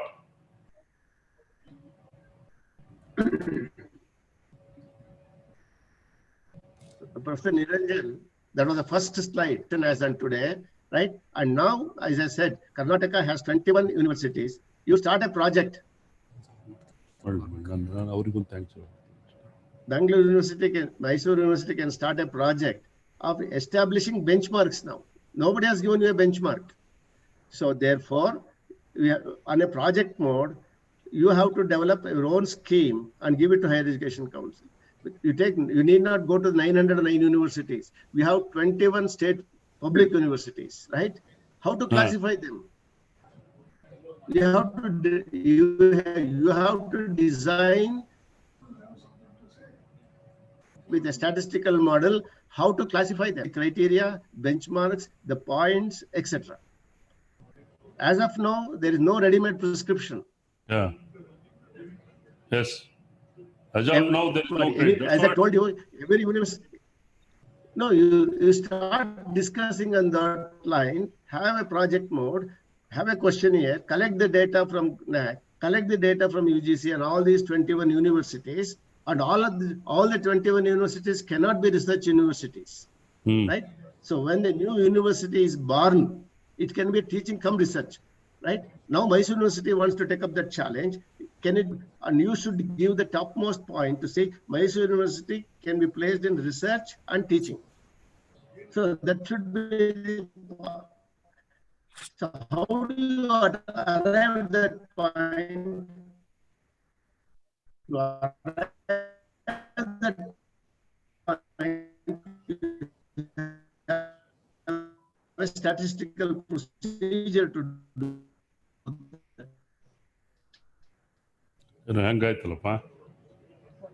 Criteria is the university has to be research university.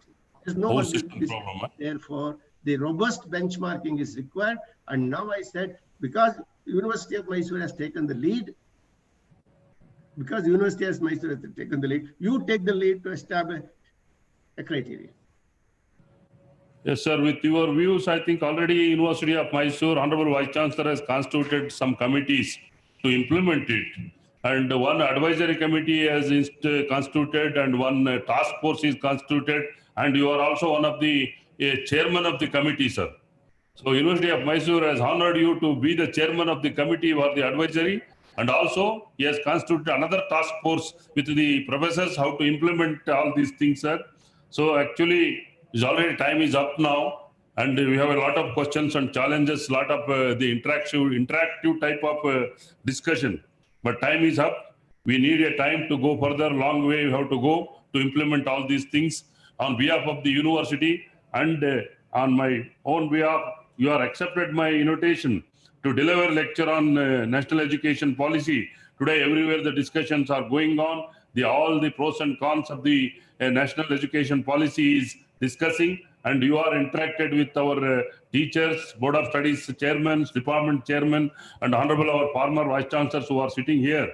We are all thankful to you for spending your valuable time and delivering a very illuminating lecture, sir. Thank you very much, sir, on behalf of the university. I thank every one of you for a patient hearing.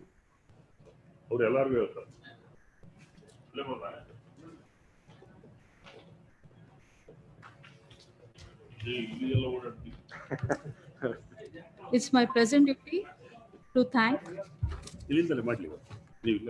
Professor H.A. Ranganath for delivering his exhaustive technical detail on National Education Policy 2020. Now I request Professor K.M. Mahadevan, Registrar Evaluation, University of Mysore, to deliver his vote of thanks.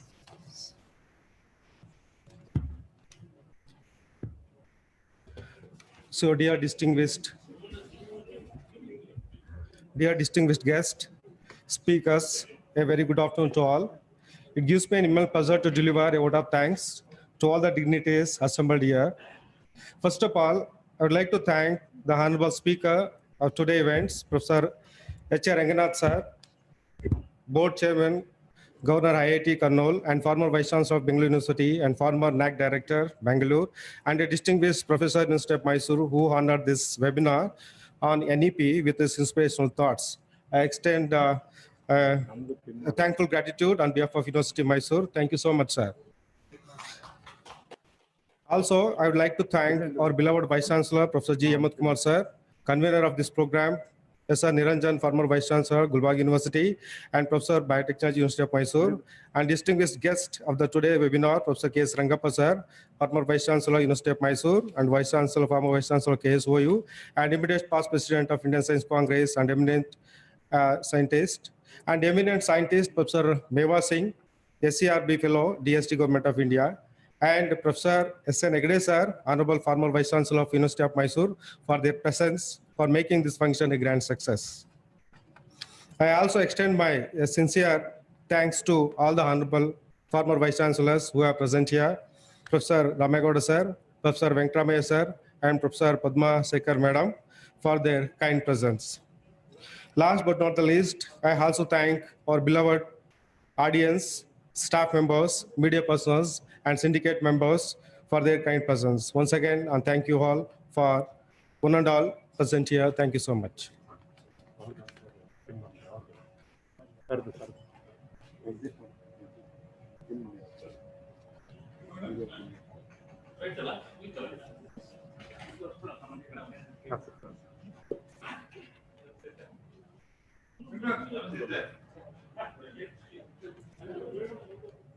Well done, well done. Well done.